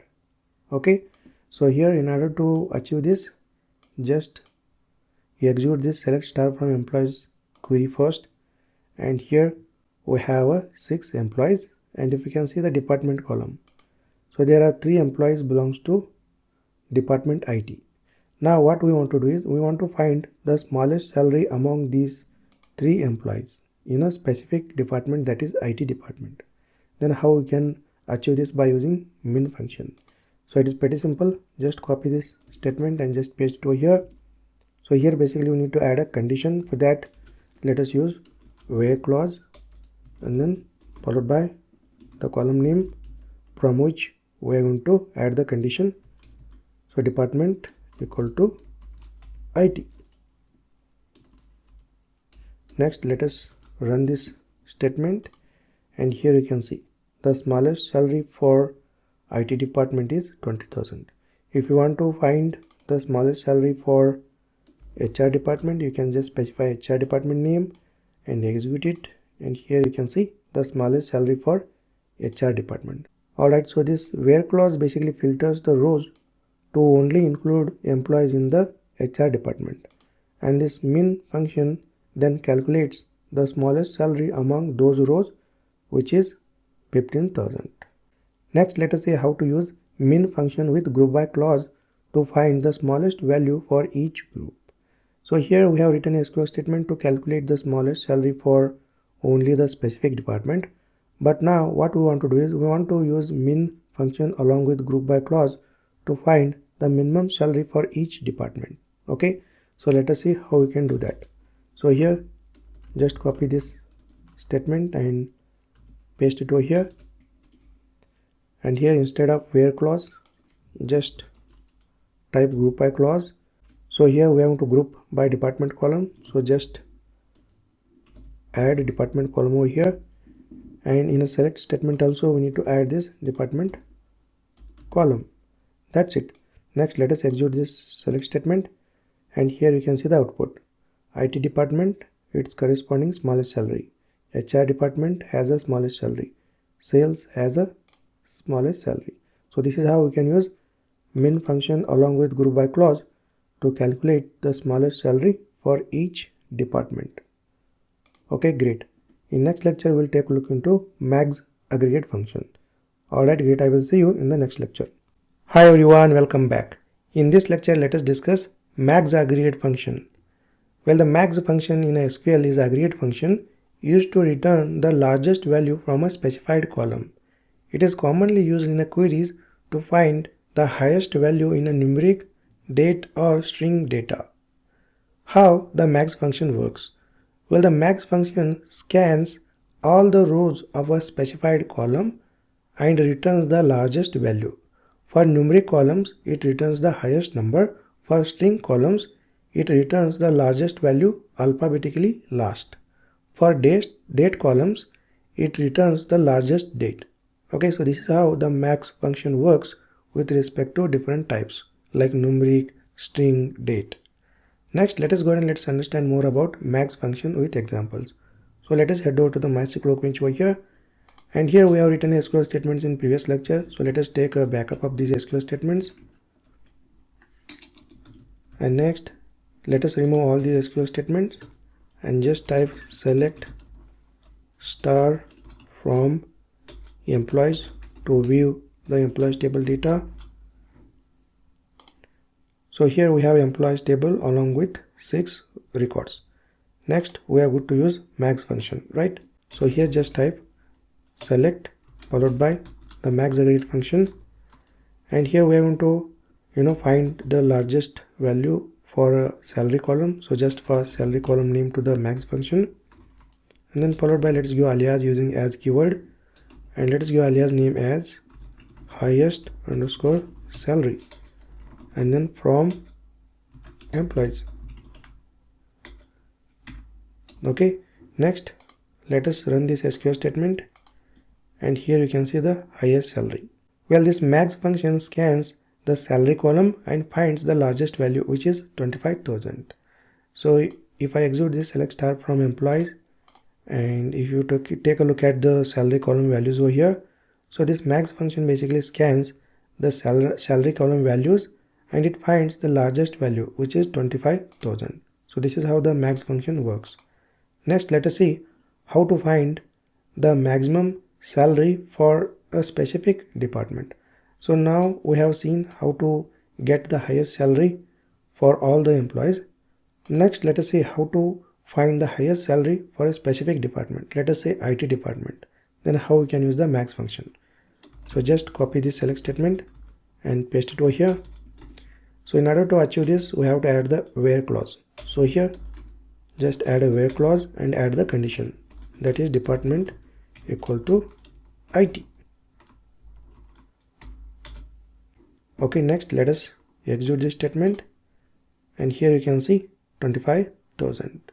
So IT department has a highest salary 25,000. For example, if we execute select star from employees, and if you take a look at the salary column values, so IT department has a salary 25, 20 and 20. So among these three, 25 is the highest. So that is what we got the output. Okay, next if you want to calculate the highest salary for HR department, you can just specify HR over here. Next, run the select statement and you can see the highest salary for this HR department. Okay, next let us see how to use max function to calculate the highest salary for each department. So here we have written a SQL statement to calculate the highest salary for a specific department. But now what we want is, we want to find the highest salary for each department, not a specific department. Then what we can do is, we can use max function along with group by clause. For example, here just copy this statement and paste it over here, and instead of where clause, just call group by clause, and then followed by the column from which we are going to group the data, that is department, and then add this department column in a select clause as well. Perfect. Next let us run the SQL statement, and here you can see the output. IT department has a highest salary, HR department has a highest salary, sales department has a highest salary. So this is how we use max function along with the group by clause to find the highest value for each group. In our example, we have used max function along with group by clause to find the highest salary for each department. Okay, great.